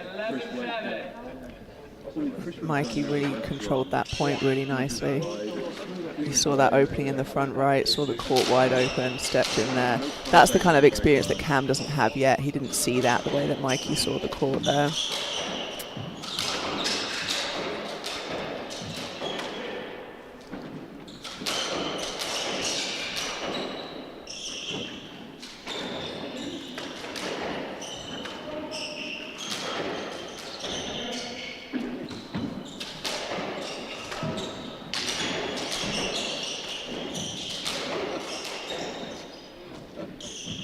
Good action here.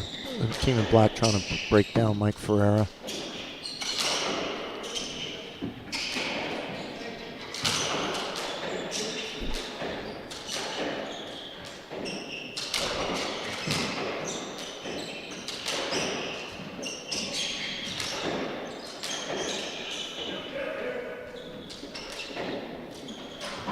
Well, there's that lack of power on the shot where he, came in off speed on him. And, yeah, if that's moving faster, that ball goes up, right? If you have to, but when you sort of come over the top of it with no pace on it, it's going to go a lot lower.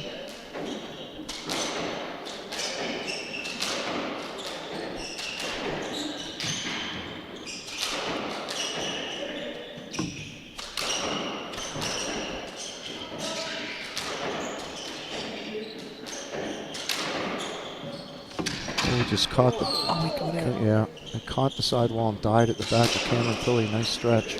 Scott's still very high in the court, so he's picking up some good balls, but then he's going to get beaten by that because he's too high. Like it should have been a simple backhand from a step further back. Pretty good lead here, 12-8 for the underdogs, I guess I can call them.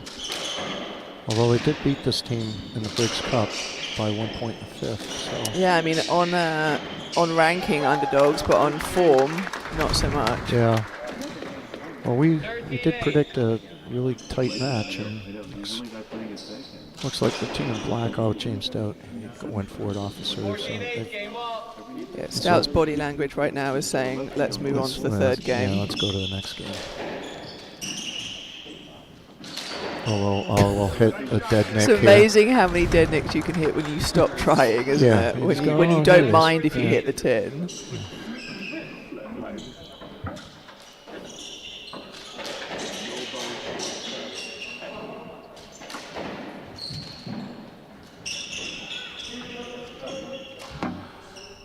Generally, when I'm in this position against a team, we kind of pick out who's going to get tired in the fifth game. Well, that's game two. Mike Ferreira, Cam Pilley. And don't go away. We've got game three coming up in 2 minutes.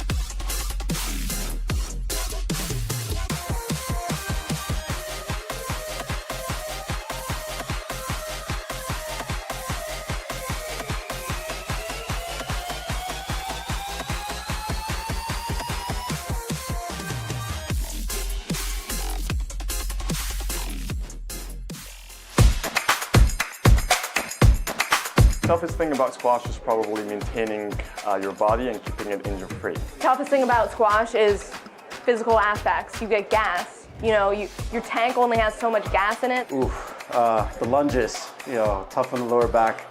I'll play one match and struggle to recover in 3-4 days. But it's physically demanding, but it's fun. It keeps you on your toes. Probably the fitness aspect, because again, if you take even a week off, you're gonna feel it and you'll be so far away from everybody else fitness-wise. Coming back from injuries and trying to stay mentally focused. Not completely losing it when you feel like you've just had a really bad match or a really bad game and you want to break your racket. Keeping it together is incredibly tough for me. The mental aspect, sometimes a match can be an hour and a half long, trying to stay focused with the physical challenges. So I think just that mental toughness and staying in the game. Losing. Hi, my name is Kyle Martino, and you're watching the STA Pro Tour.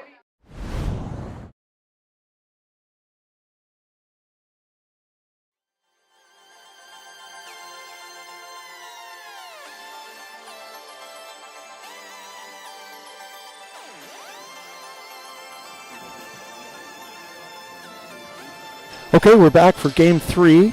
This is the men's final of the 2025 MFS Pro-Am doubles. Coming to you from the University Club of Boston. I'm Andrew Slater.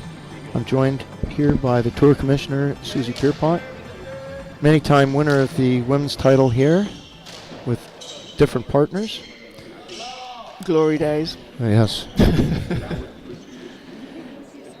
And we've got a really good match going here. The last time these teams played each other, it was a 1 point in the 5th semifinal at the Briggs Cup. And, ooh, I thought that might almost have been a double fault. Usually that's a round for the house, but it's an open bar here, so luckily they wouldn't have to pay for it. I'm sure we'd find a way.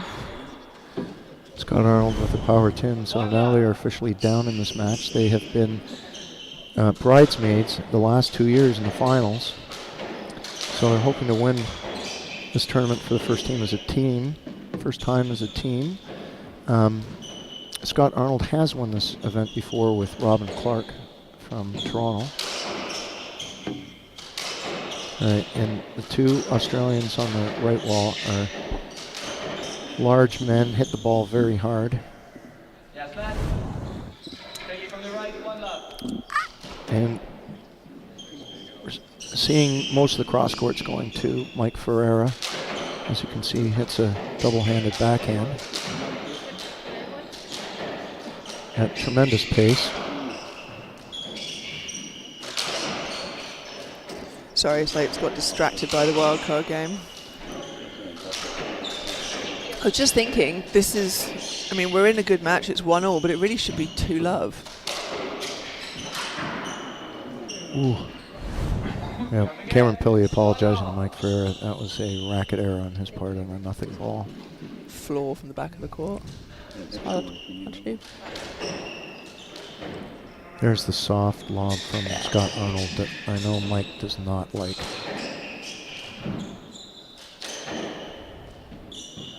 Yeah, as I mentioned before, Zach Alexander and Jim Bamber, who've just won the Briggs Cup, biggest tournament of the year. They won the Sleepy Hollow tournament.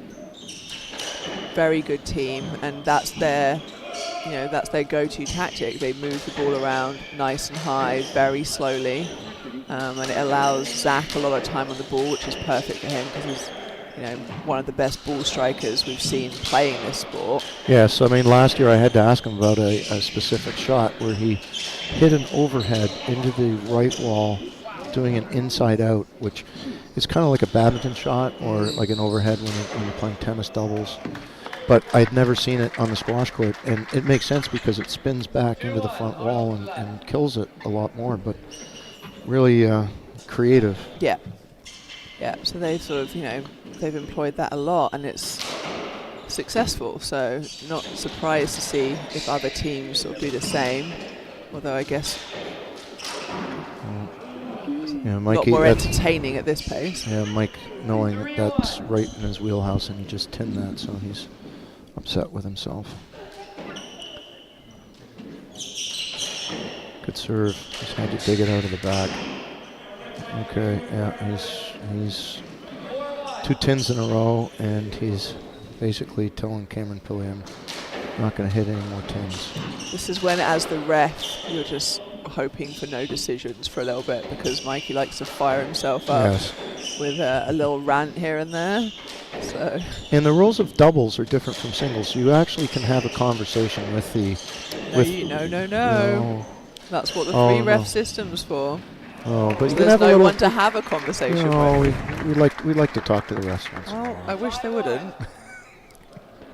That's because you ref a lot. Yeah, and so did I I. would much rather have them just, don't argue with me. There was 3 of us making the decision. Yeah, I like to explain it to the players, but in fact what I'm doing is before I go to the judges, well, now I know it's a 3-ref system at the moment, but I used to instruct the line judges or give them my field just to make sure they understood where I was coming from. Just want to feel like you've been heard. Yes, okay.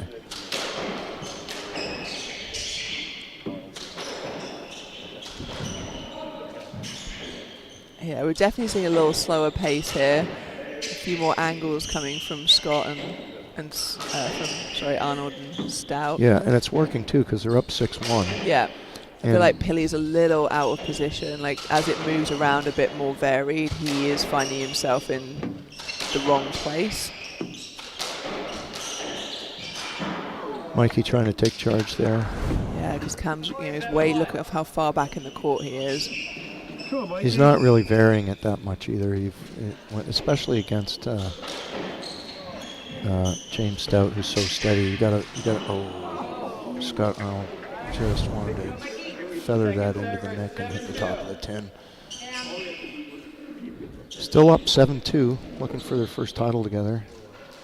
I have another question. James Stout, 1 year made the finals with Greg MacArthur. Is he healthy enough to play? A full tour coming up? Greg is our resident Padel pro these days.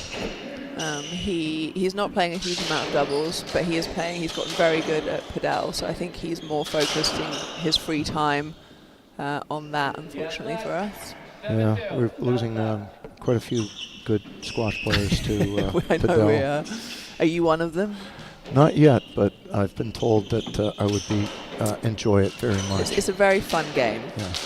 I wouldn't say it's more or less fun than this. I think just for those of us that have been playing squash for many, many years, it's nice to have. Yeah. It's a new challenge, a new sport to learn and to get good at. So I think that's the attraction for a lot of people. It's not necessarily one's better than the other. It's just a new challenge. It's appreciated. Yeah, nice crack from Mikey Ferreira. A little lucky. Yeah, just aim for the crack and see what happens. I mean, I started with badminton and tennis at a pretty high level, and then, after I sowed my oats on the tennis court, I concentrated on the squash doubles. But this is my favorite rackets game, is squash doubles. But Padel might be calling, who knows? A lot of people have asked me to play, so. Wow. Almost died at the back there for Cam Pilley. There's a little inside-out fake from Cam. Oh, what happened there? I missed that. Ball went out of court. James Stout was just trying to bump a lob back and put it into the netting.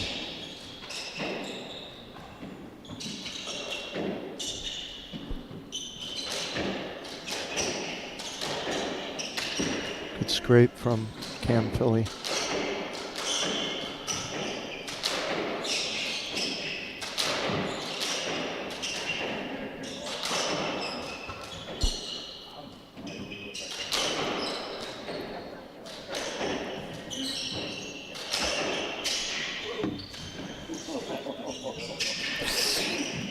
James Stout almost got clocked there. He did, yeah. Oh, that's really good length from Mikey. Wow, they were way down and now up to 4-8.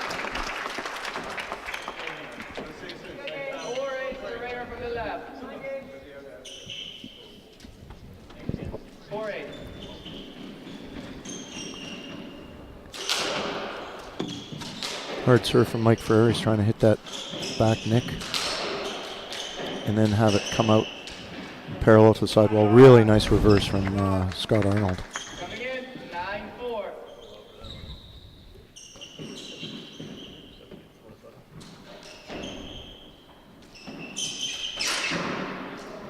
Oh boy.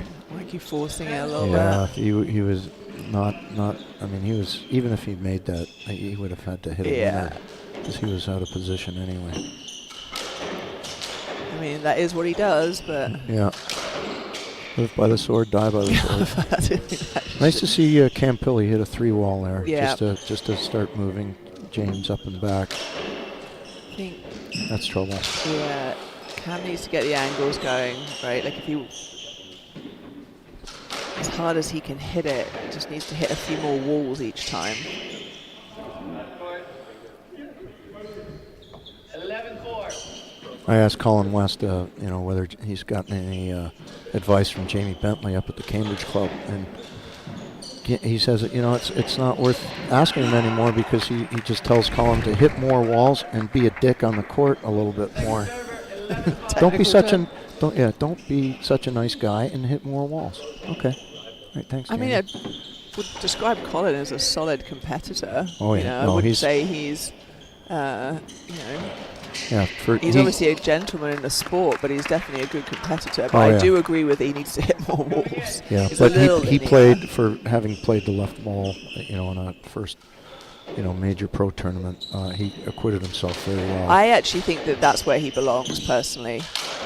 Colin's probably the fittest guy on tour, and which bodes well on the left wall. I think that it gives him the opportunity to open up on his forehand from the door where he has exceptional pace, and he's got a great backhand drop shot. I think he's got a good backhand reverse. He was hitting some really nice ones the other night. I think that for him, he being on the right wall where he sees less balls and then doesn't really do much with the ones he does get, it's a waste. I think he's in the match more.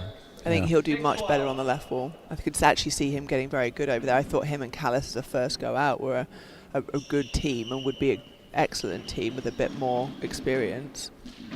He got beaten by a number of breaking balls that would go away with some experience. Yeah, being just over seeing there. Seeing that angle at that pace all the time. Yeah, I'm sure Sam was watching that at home and was a little relieved, but probably a little worried at one point that he might lose his partner. But it's always nice to have a player who can play both walls. It gives you a lot more options in terms of finding a partner. True, and learning the game if you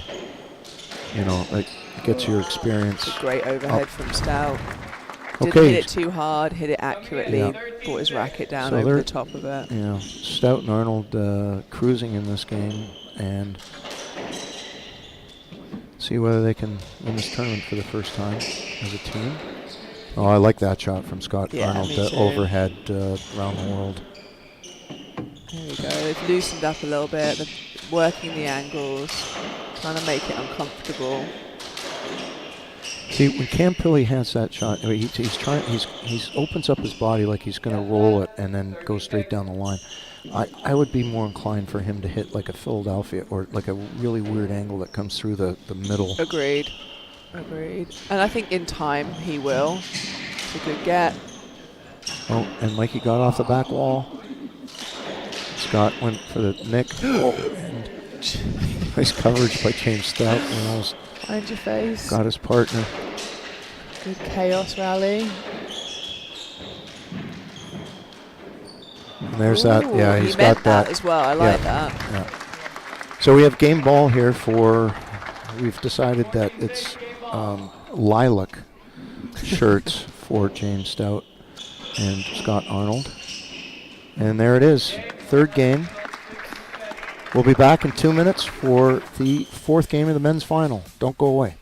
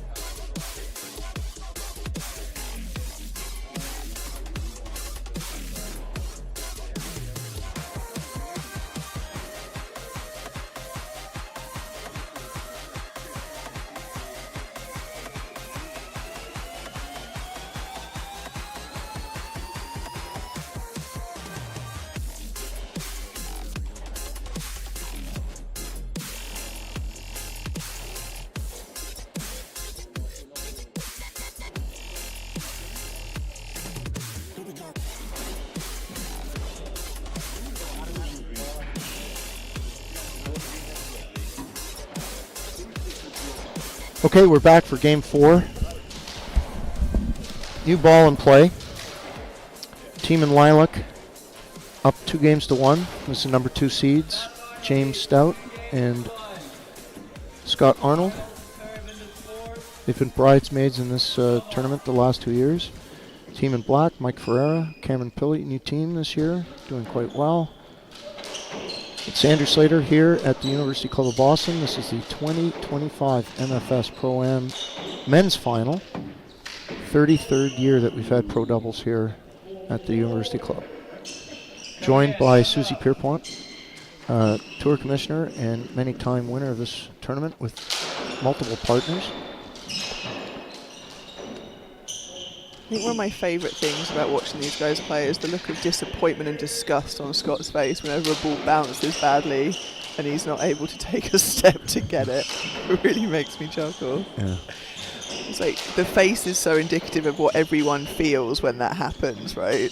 Like we've all been there. We've all been stood waiting for a ball that didn't actually bounce where we thought it was going to. But Scott's face just sums up that feeling. Yeah, and it's also when he's tried to hit that side nick about 4 or 5 times in a row and he finally gets one. He goes, oh, yeah. I can do it, yes. Oh, yeah. And that's at hard serve almost dead nick, a Mexican drop shot from Mikey. Oh, and tight ball, Scott Arnold floored. Oh, Scott's just really mistimed that.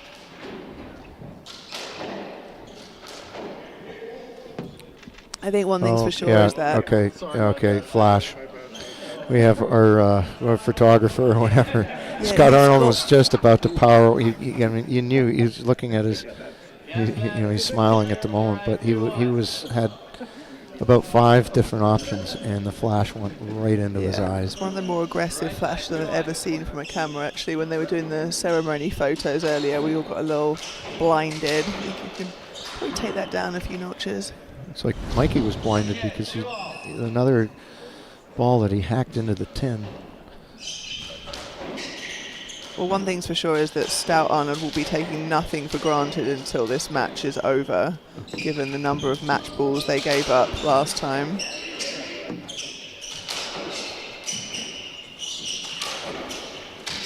Scott Arnold backing Cameron Pilley up.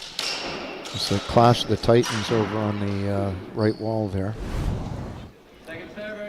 James Stout, a rare 10. He very few errors that James hits. He prides himself on his. He's looking at his racket like something's wrong with it. Yeah, it's not his racket. Footwork, Stout.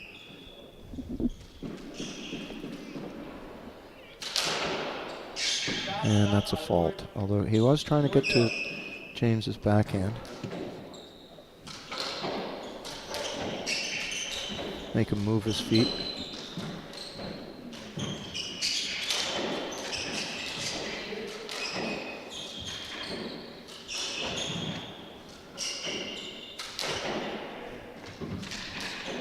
Good pick up, that ball almost died.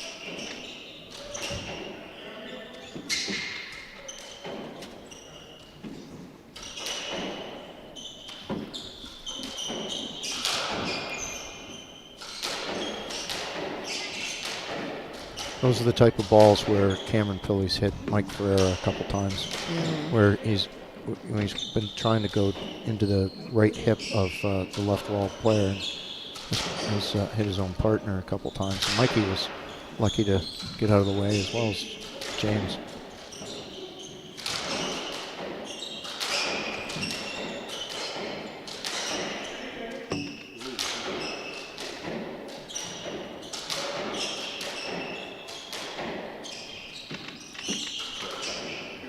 I like that angle from Cameron Pilley. It's the first angle he's hit in about 20 shots.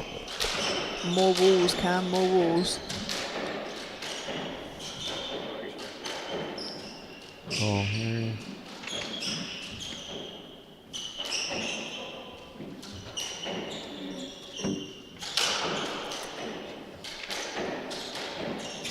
Oh, that could be a left point. Stroke. Yeah.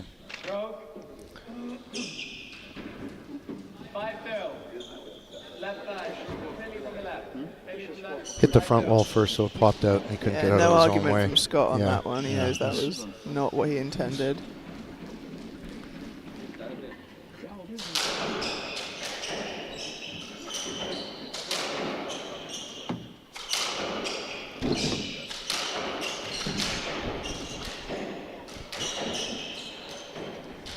There's that soft backhand that Scott Arnold keeps.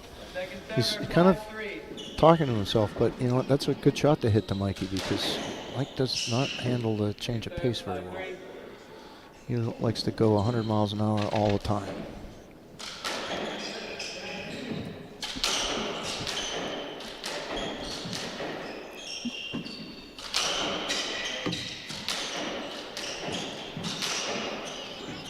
Oh, I caught the sidewall neck. They're right back in it here. Number 2 seeds. 4-5. Scott Arnold serving to Mike Ferreira. Okay, that actually was a winner because James Stout completely walked in front of Mike Ferreira and screened him. But also Mikey was hanging back. He just said to himself, come on, push up. So he knows when Scott goes into that corner that he needs to take a step forward. Yeah. And Scott hits that roll basically to force Mike up. Yes. And then, you know, once in a while we'll hammer at cross court and, you know, at least keep him honest. Yeah. And it is Mike's ball to take. You know, when someone hits a roll from there with their person on their wall behind them, there's not a good angle for them to go get it. So it's the right call for it to be Mikey's. Oh, wow. That's a good one. I mean, that was off a high, soft lob, too. Well, it wasn't that soft, though. That's the problem. It had enough on it that Mikey's able to put that forwards. If that had been a little softer, because it was going to come flying off the back. He's going to go for it again. There you go.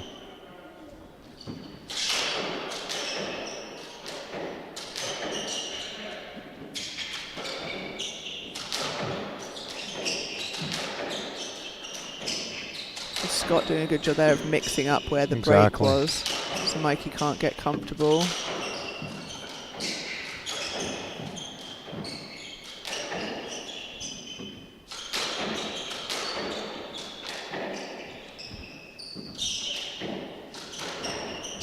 Yeah, that's a nice reverse from James Stout. Mike knew it too. I mean, he gave him a ball that he definitely should have hit a reverse, and he was moving for the reverse, but he just hit it too well. Yeah, and he took an extra, if you notice there, like he let it kind of get behind him in a way that kept Mike further back. I feel like only lefties really do that, let that ball get behind them to then take it in short, and it's really hard to read. What happened there? At the floor? Skipper. I think so, yeah. It hit the floor and then the tin. So, racket error from Cameron Taylor.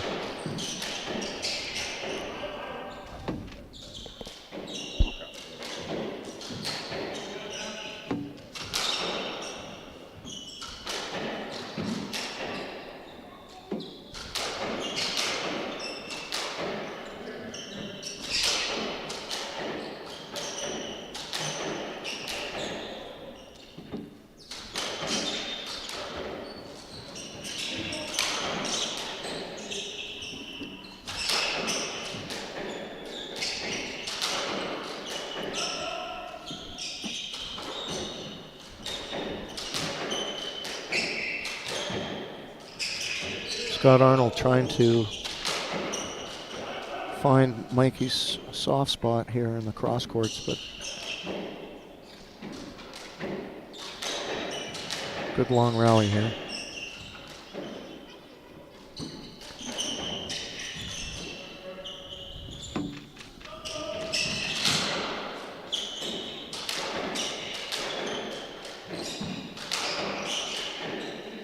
Mike trying to go through the middle on Scott Arnold's backhand, and oh wow, nice little cross neck there from Scott Arnold. Look at this for technique.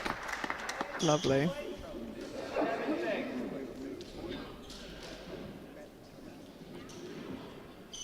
That is the disadvantage of trying to hit into someone's backhand when it's low like that. You get the angle to hit the nick better.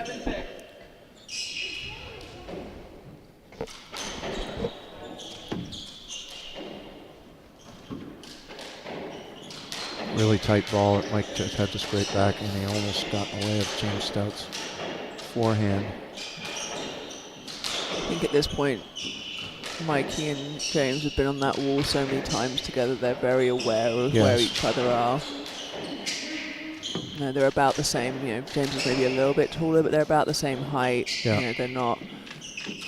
It's always tougher when you've got sort of somebody who's either a little shorter or someone significantly taller, and then the racket head is at sort of head height. Okay, so James Stout just got that making the front hit by the wall? ball. Oh.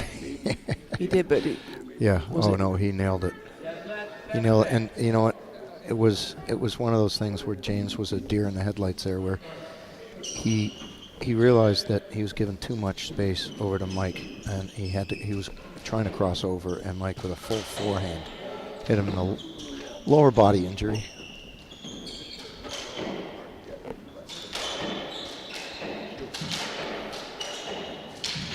Nice dig from James Stout.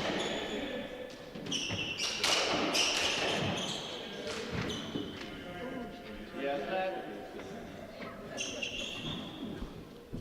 7-6. 7-6, James Stout serving to Mike Ferrara, trying to close this match out and earn their first title as a team here. They're in lilac. It's a team in black, number 2. Lilac team is number 2 seeds, and new team this year, Cameron Pilley, Mike Ferrara.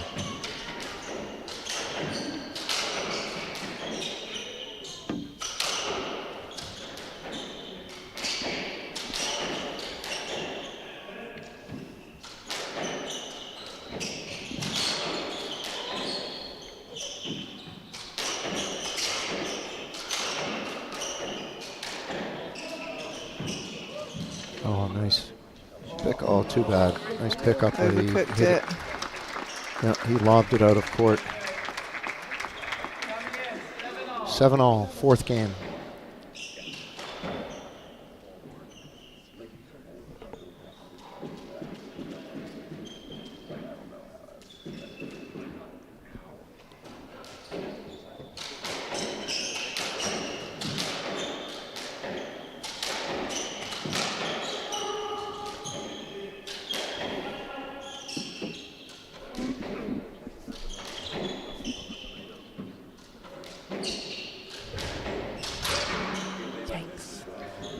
Overhead error from Scott Arnold.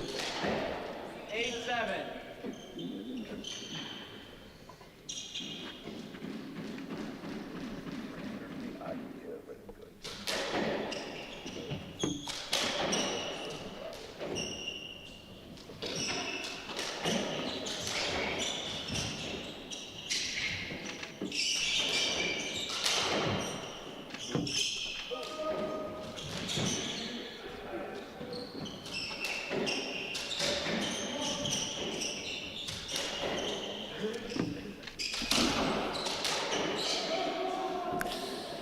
Cam, again, that's one of those ones, experience-wise. From the right.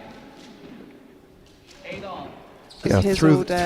through the middle, and Yeah. you know, Mikey was blocked out by James, so Cameron had to get in there and play his backhand, and Scott Arnold We got tried it. to- Oh, it Oh, came he up didn't and get went. it. I saw it down. Left side saw it down. I saw it bouncing twice. It's rare that you see Cam get fired up, so he obviously feels very strongly that he got that. He's asking for an action replay. Unfortunately, we don't have the capability. Well, but he's pretty adamant that he got that, and I think when Cam feels that strongly, I'm inclined to believe him. So I think that's probably a poor call. Sorry, Cam. He's looking at me. We didn't see it.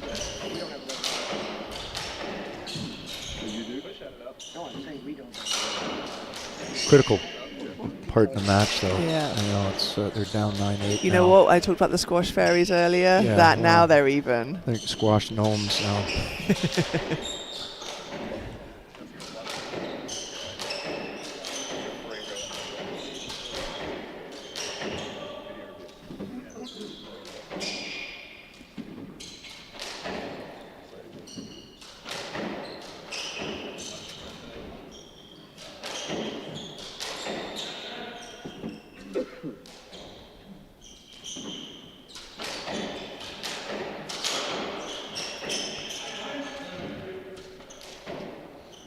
Scott Arnold saying, I've got the backhand, and he wanted to lob Mikey.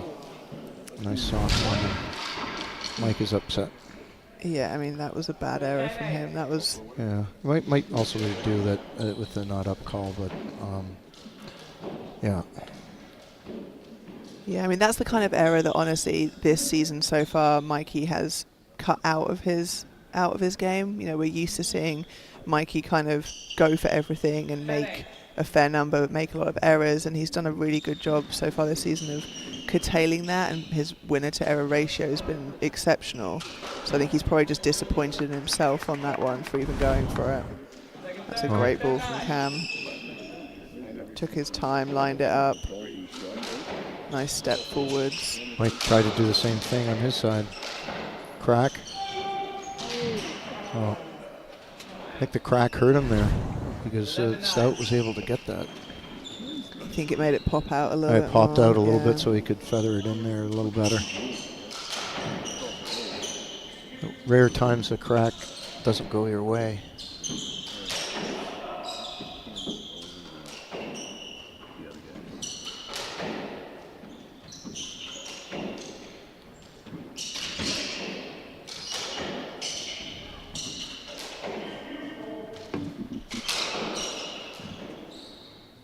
Stout and Arnold being very patient here. And there's a nice overhead nick from Scott Arnold. 12-9. Team in Lilac trying to win their first title here in Boston as a team.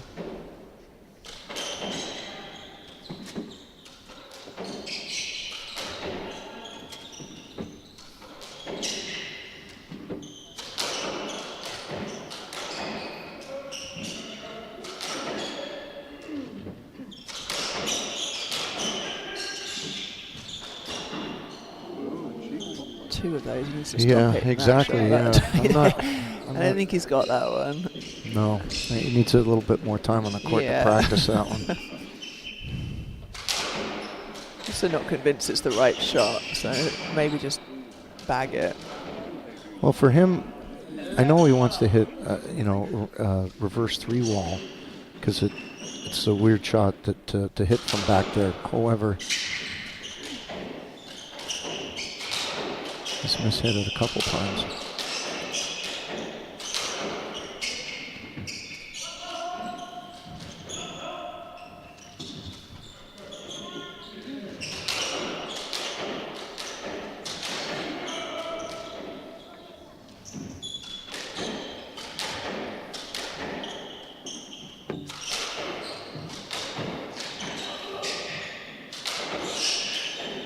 Scott Arnold with the backhand trying to get to Mikey's forehand. Mikey went for a reverse three wall there.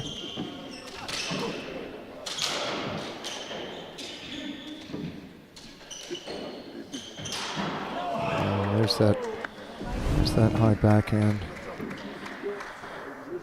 Second server, 11-13. Braver from the right. Right hand side. 11-13.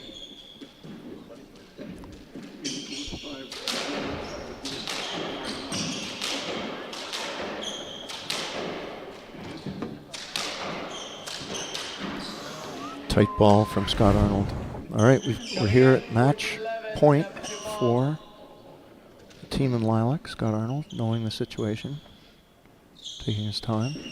14-11. All right, well, this will be the first of, this will be their 7th match ball against this team. See if they can get it done. And there it is. Champions this year, James Stout and Scott Arnold. Thank you, Susie, for a wonderful tournament. We might see you in Greenwich, Connecticut for the North Americans. Everyone for watching.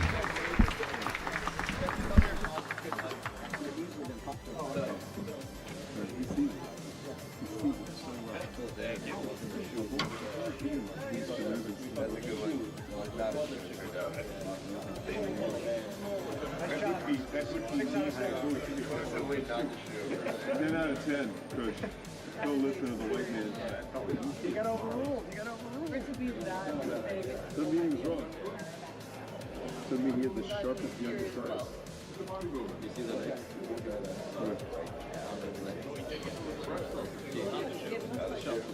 Oh, right here. It didn't hit the shoe. Just below the knee. Oh, that's the worst. That's the worst. Yeah. That's a tender area.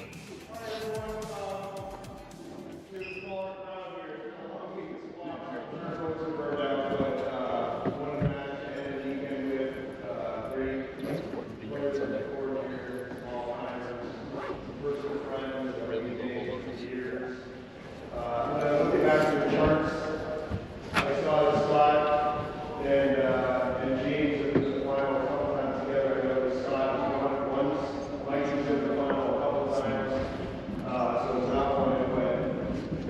Three guys in the final report, and again, Uber on tour. It's just such a treat to see wonderful athletes. Again, I'd like to thank the key sponsor here, MFS, for this Pro Couples event. We couldn't have done it without you. Thanks, Monica. Disruptive. Open up the corporate. Look for everyone coming back this year. I want to allow James and Scott to speak on behalf of the group. That'd be great.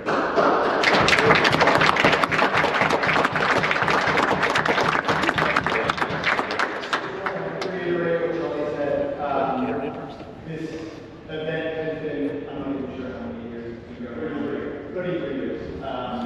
I've been coming for probably at least 10, if not more. You guys have been too. So from all of the players, not just us on board, but everyone, thank you very much for year in, year out inviting us back.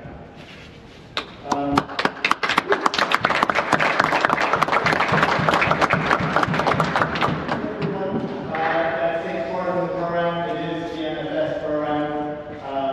It's a special event, physically taxing for the players, but the relationships that we make, you know, it keeps us coming back year after year. You know, it's exciting, it's fun, every single year, you're not quite sure, okay, which, am I going for the Northeast, Southwest, you know, it's one of a kind, and it's taxing as it is, it's a lot of fun, and, you know, everyone that takes part, you know, we want to win. Then to Cam and Mikey, you guys are fantastic. You beat us 2 weeks ago at the Braves. You guys did us nothing. It's nice to see Cam, you know, transitioning over from the singles. It's just a matter of time before you've got your name up on the board as much as your wife.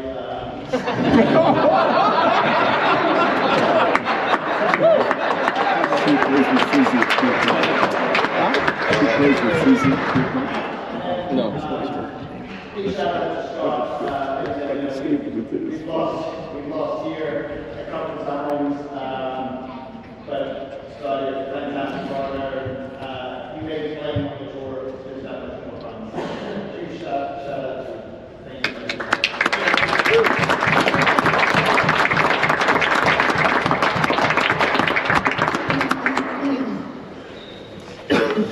That's it, folks.